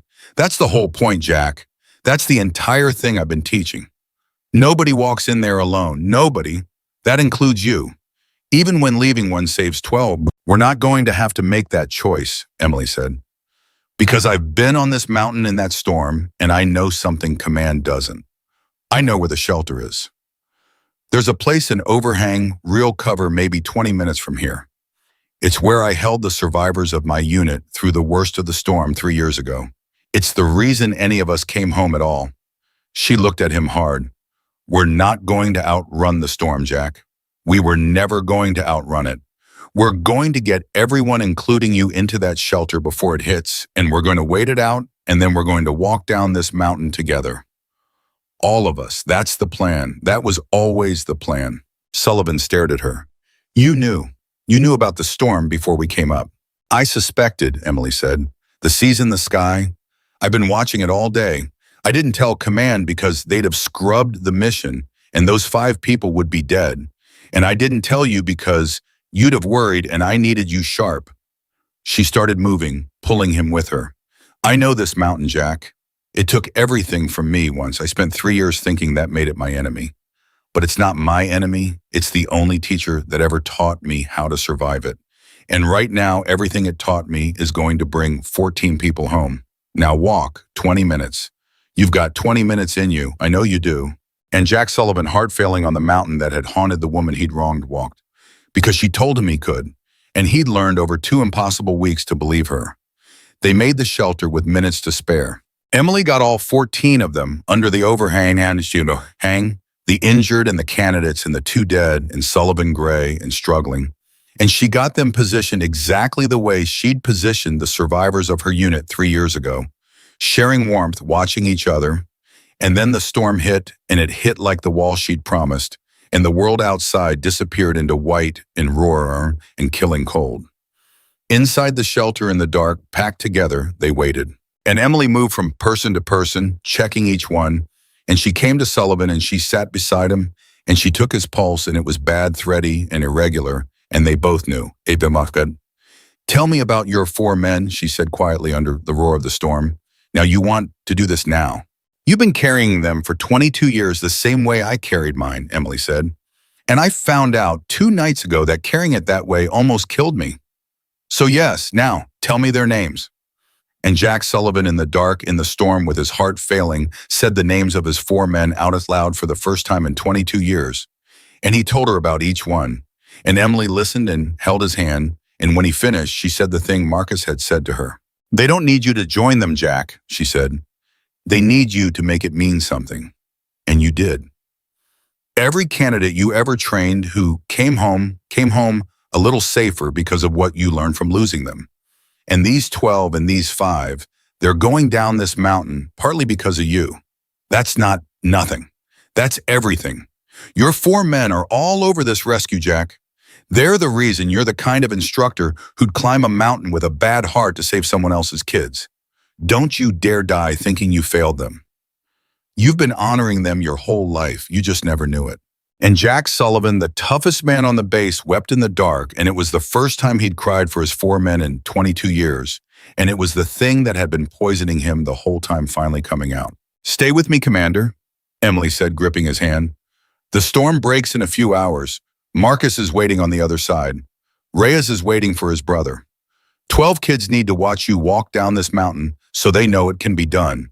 So you stay with me. That's an order, and I outrank you in this program. Remember, you picked the wrong captain to disobey. And through his tears, through the pain, Jack Sullivan laughed. A real one. Yes, ma'am, he said. The storm raged for 4 hours. Emily didn't sleep. She moved through the dark all night, from the injured to the candidates to the dying commander, holding it all together with nothing but her voice and her will and the hard-won knowledge of a woman who had done this exact thing before and lost and was not going to lose again. Torres, at one point in the deepest part of the night, crawled over to her. Ma'am, he whispered, can I ask you something? Anything. That night, 3 years ago, when you were here before. He hesitated. Is this what it was like? Is this how it happened? Emily was quiet for a moment. This is exactly how it happened, she said. The storm, the shelter, holding people together in the dark, not knowing who'd make it to morning. She looked at him. The difference is 3 years ago, I didn't know if I was doing it right. I was terrified I was making it worse. I lost people, and I spent 3 years sure it was because I wasn't good enough. She squeezed his shoulder. This time I know I'm doing it right, because a dying old man told me 2 nights ago that I was always good enough, that the losing was never my fault, and that changes everything, Torres.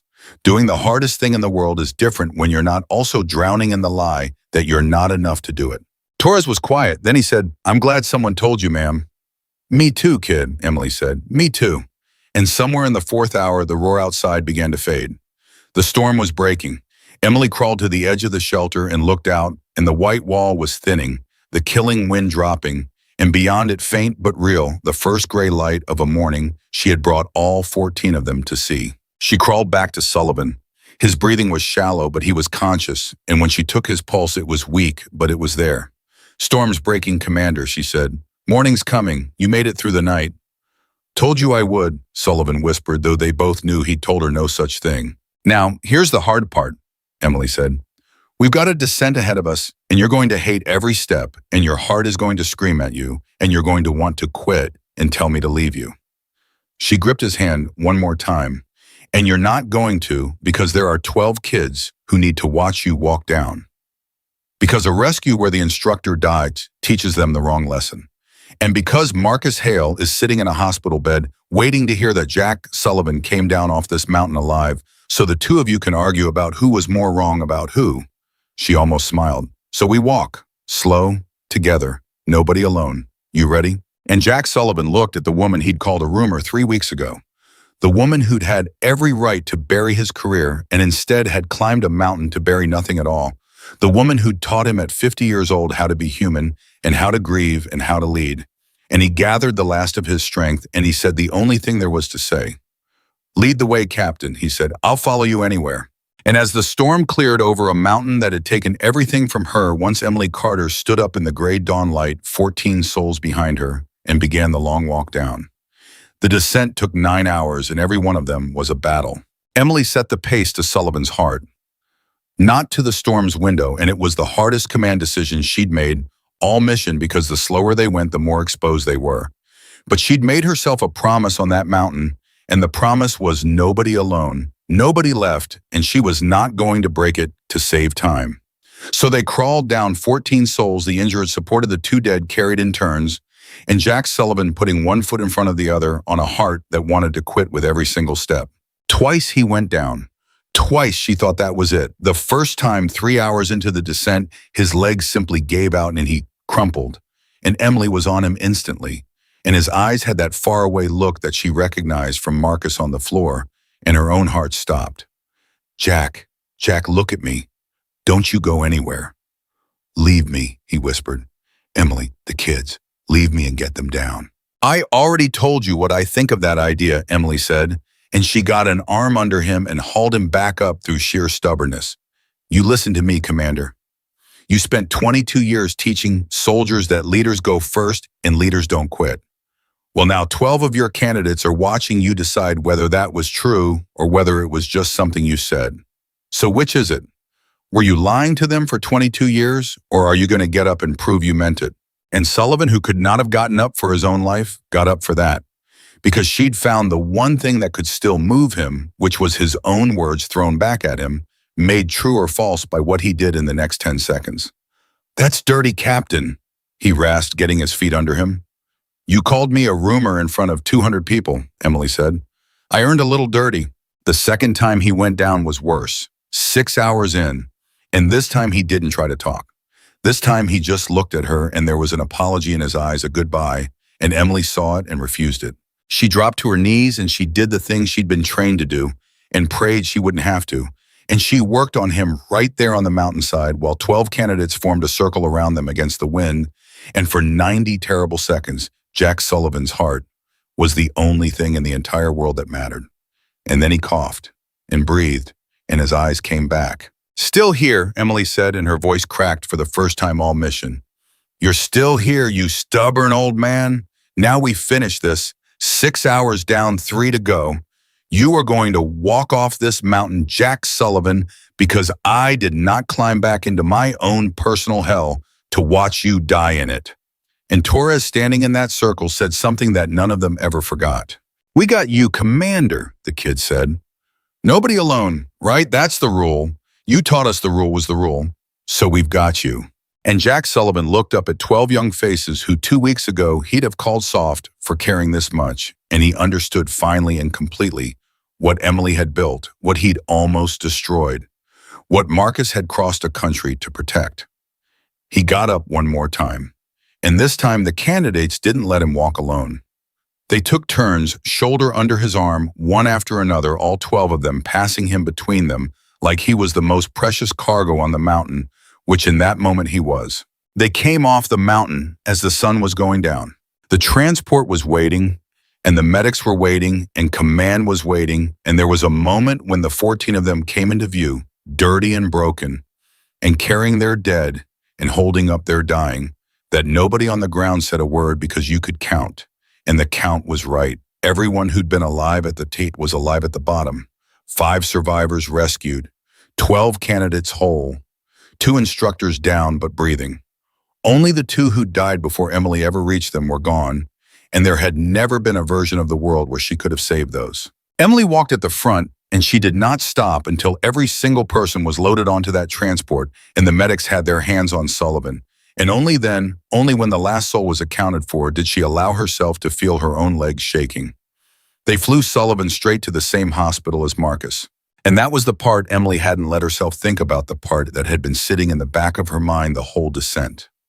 Because when they wheeled Jack Sullivan into that cardiac unit, the man in the next recovery room, weak and hooked to a dozen machines, but very much alive, was Marcus Hale.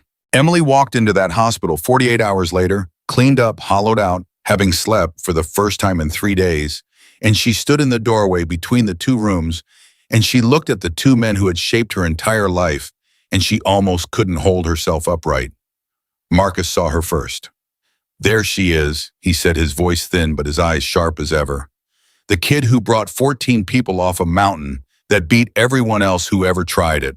"You heard," Emily said. "Of course I heard. I've been lying in this bed making nurses tell me everything." His eyes found hers, and there was something in them pried so deep it was almost painful to look at. "You did it, Emily. You went back into the place that broke you, and you didn't just survive it. You beat it. You turned the worst night of your life into the reason 14 people are alive." His voice roughened. "Do you understand what you did?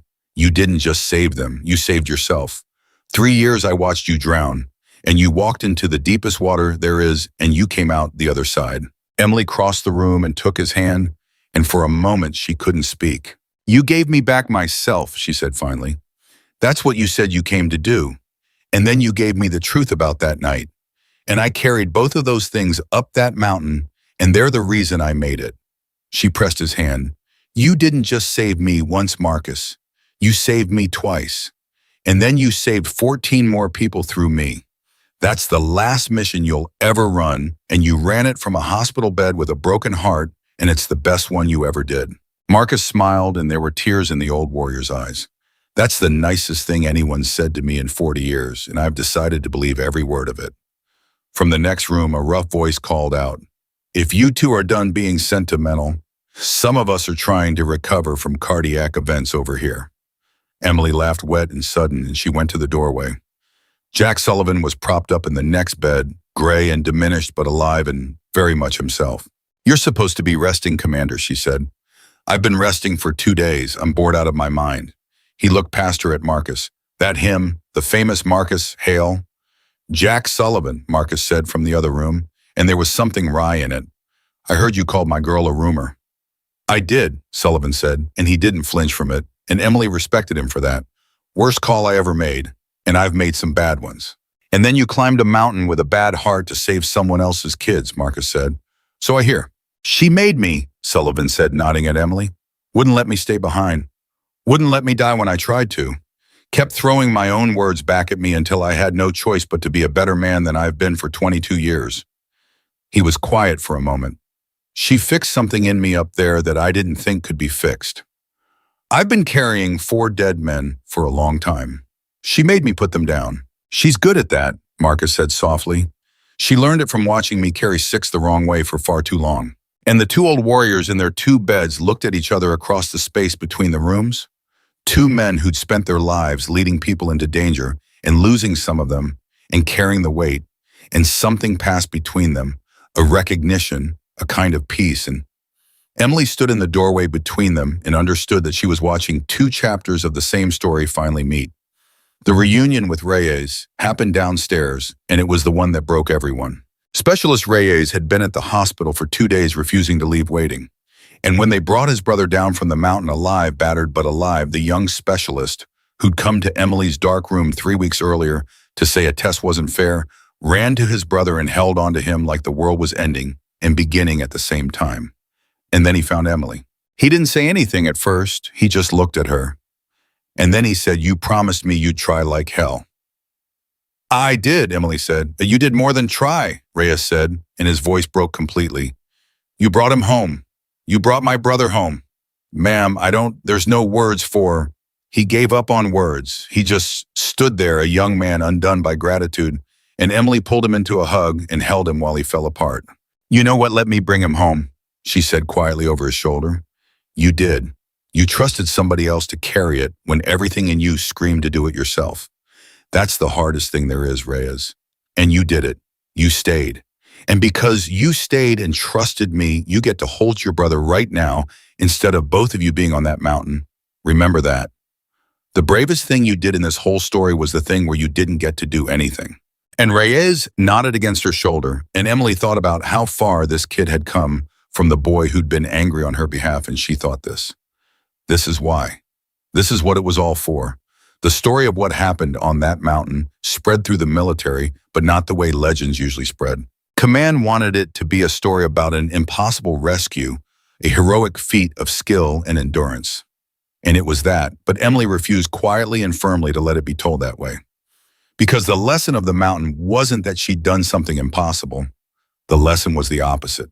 I didn't do anything superhuman up there, she told the board that reviewed the operation, a board that included some of the same people who'd sent her unit to die 3 years earlier and let her carry the guilt for it. I want that on the record. I didn't make an impossible shot. I didn't do anything that any well-trained soldier couldn't do. What I did was keep my head when it fell apart and teach 12 kids to keep theirs and refuse to leave anyone behind. She looked around the room and her gaze lingered on the ones who'd buried the truth about her unit. The reason my team came home and my unit didn't 3 years ago isn't that I got better. It's that this time I knew the losing wasn't my fault. It's a lot easier to keep your head when you're not also drowning in a lie somebody told you to keep themselves comfortable. The room went very quiet at that, because everyone in it knew exactly what she was saying and exactly who she was saying it to. Captain, one of the board members said carefully, "Are you making an accusation?" "I'm making a request," Emily said. "The truth about my unit, the real intelligence, the real orders. I want it declassified for the families. 11 people died up there, and their families have spent 3 years thinking their sons and daughters died because of some failure, maybe mine, maybe theirs. They deserve to know the truth, that their people were sent into something no one could survive, and that they died as heroes doing the impossible, not as casualties of somebody's mistake." Her voice was steel. "I carried that lie for 3 years because I didn't know better. The families are still carrying it, and I will not stop asking until they are free of it. That's my request, and with respect given what I just did on that mountain, I think I've earned the right to have it heard." It took 6 months, but she got it. The truth about her unit was declassified for the families, and Emily flew to each of them, all 11, and sat in their living rooms and told them the truth about how their people died, not as failures, as heroes sent into an impossible place who fought like hell and saved the ones who could be saved. She sat with Danny's mother last, the corporal who'd asked if they'd be okay. Emily had put it off and off because it was the hardest one, and finally there was nowhere left to hide from it, and she sat in Danny's mother's kitchen and told her the truth. "He asked me if we were going to be okay," Emily said, "right before it went wrong, and I told him yes, and I've spent 3 years thinking I lied to him." She had to stop for a moment. "But I've come to understand something, and I need you to hear it. When Danny asked me that, he wasn't really asking if we'd all survive. He was asking if he was somewhere that people would take care of each other, if he mattered to the people around him. And the answer to that was yes. It was always yes. Your son died surrounded by people who loved him, doing something that saved lives, and he was never not for 1 second alone." Her voice broke. "That's the promise I actually made him. Not that we'd all live, that he wouldn't be alone, and I kept it. He wasn't alone. I was right there. I stayed with him. He knew he mattered all the way to the end." And Danny's mother, who had carried her own 3-year weight, wept. And then she took Emily's hands and she said the thing that finally, after everything, let Emily set the last of it down. "Thank you for staying with my boy," she said. "Thank you for being the one who didn't leave him alone." And Emily Carter, 3 years and 1 mountain later, finally forgave herself. A year after the mountain, Fort Redstone was a different place. Emily's program had become the standard, not just at Redstone, across the whole military. The idea that you don't train soldiers to feel unstoppable, you train them to know who they are when they break. The idea that fear is a passenger and not a driver. The idea that nobody walks into hell alone. All of it spread because it worked. Because the proof was 14 people who'd walked off a mountain that should have killed them all. Jack Sullivan recovered. His heart never fully came back and he couldn't do the field work anymore. But he became the best classroom instructor the program had precisely because he'd learned at 50 years old and on a dying heart the thing he'd spent his whole career not understanding. He taught the candidates to fail. He taught them that not knowing the answer wasn't the same as failing. And he told them every single class the story of the 4 men he'd lost by teaching them wrong and the 12 he'd helped save by finally teaching them right. "I called your program director a rumor once," he'd tell each new class, in front of 200 people. "I kicked her rifle across the dirt and told her she'd inherited a legend she didn't earn." He'd let it sit. "I have never been more wrong about anything in my life, And I tell you that first thing every class because the most important thing I can teach you is that being certain is not the same as being right. I was certain. I was also a fool. Don't be the man I was. Be the kind of person who can be wrong and admit it and become better. That's the whole job. That's the whole life. Marcus Hale lived another 2 years. He never fully recovered from the heart, but he had 2 more years, and he spent them near the base watching Emily's program grow. And Emily visited him every week, and they'd sit together, the old teacher and the student who'd surpassed him, and they'd talk about everything and nothing. Near the end, he said to her, "You know what the funny thing is? I came out of retirement to give you back to yourself. I thought that was the mission. Save the one soldier I couldn't stop thinking about." He smiled, thin and tired and completely at peace. "And instead you took what I gave you and you saved 14 on a mountain, and then you built a program that saved I don't even know how many since, and it'll keep saving them long after I'm gone and long after you're gone. One old man, one broken kid, and it turned into that." He squeezed her hand. "That's the thing nobody tells you about doing right by one person, Emily. You never know how far it goes. It just keeps going." "You were the one person somebody did right by once," Emily said. "The man who came to you when you were carrying 6 the wrong way." "I was," Marcus said. "And now there's a whole chain of it. Him to me to you to those 12. Those 12 to whoever they save and teach and pull it out of the dark." His eyes were wet and shining. "That's what a life is, kid. Not the medals, not the impossible shots. It's the chain. It's making sure the thing that saved you gets passed down so it can save somebody else." He looked at her. "You're the strongest link I ever forged. Don't you ever forget that." He died that winter peacefully in his sleep with Emily holding his hand. And at his funeral, which was small, because that's how he'd wanted it, Emily stood up and did not talk about his classified record or his legendary status. She talked about a man who had crossed a country on a failing heart to save one drowning soldier, and about the chain he'd started 40 years earlier when someone did right by him, and about how that chain now ran through her and through 12 candidates and through 5 rescued soldiers and through 11 families who finally knew the truth and outward endlessly into people Marcus Hale had never met and never would, all of them a little safer because one old man had refused to let one broken person drown. Specialist Reyes was there. He was a sergeant now in Emily's program teaching. His brother had recovered and gotten out and was home alive with a family. Torres was there, an instructor too. Park was there, the young woman who'd frozen on the crossing and been walked across one step at a time, now teaching other frozen soldiers how to find the driver's seat. Jack Sullivan was there, gray and slow, but standing, having outlived the doctor's predictions by pure stubbornness. All of them, the whole chain, standing in the cold to say goodbye to the man who'd made them possible.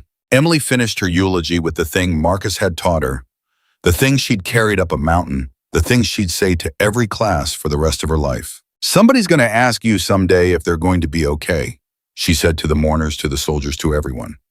"A scared kid in a bad place is going to look at you and ask that question, and you're going to want to lie and say yes. Don't. Tell them the truth. Tell them you don't know if everyone makes it. But tell them this and mean it. Tell them they will not be alone. Tell them somebody will stay. Because that's the only promise that matters, and it's the only one you can actually keep, and it's the promise Marcus Hale kept for me when I was drowning. And it's the promise I kept on that mountain, and it's the promise every one of you is going to keep for somebody someday." Her voice rang out clear and strong over the cold ground. "Nobody walks into the dark alone. That was his life. That's our job. And that is how a rumor became a legend, and a legend became a teacher, and a teacher saved us all." The story of the One Bullet Challenge still gets told at Fort Redstone, but the soldiers who tell it right, the ones who understand it, know it was never about the shot. The shot was just the first day. The real story is what came after the mountain, the storm, the 14 who came home, the truth that set 11 families free, the chain that started with one old man and one broken soldier and never stopped growing. Emily Carter led that program for the rest of her career, and she never once called herself a legend because she knew the truth that Jack Sullivan learned on a mountainside and Marcus Hale spent 40 years living. The measure of a person was never the impossible thing they could do. It was whether they stayed. It was whether they passed it on. It was whether when a scared kid asked if they'd be okay, They were the kind of person who wouldn't leave. Emily Carter was that person. She was always that person. And the rumor that Jack Sullivan tried to destroy on a shooting range turned out to be the truest thing anyone at Fort Redstone had ever doubted. She was exactly who they said she was. And she spent the rest of her life proving that the people the world is quickest to doubt are so often the ones holding everyone else together in the dark.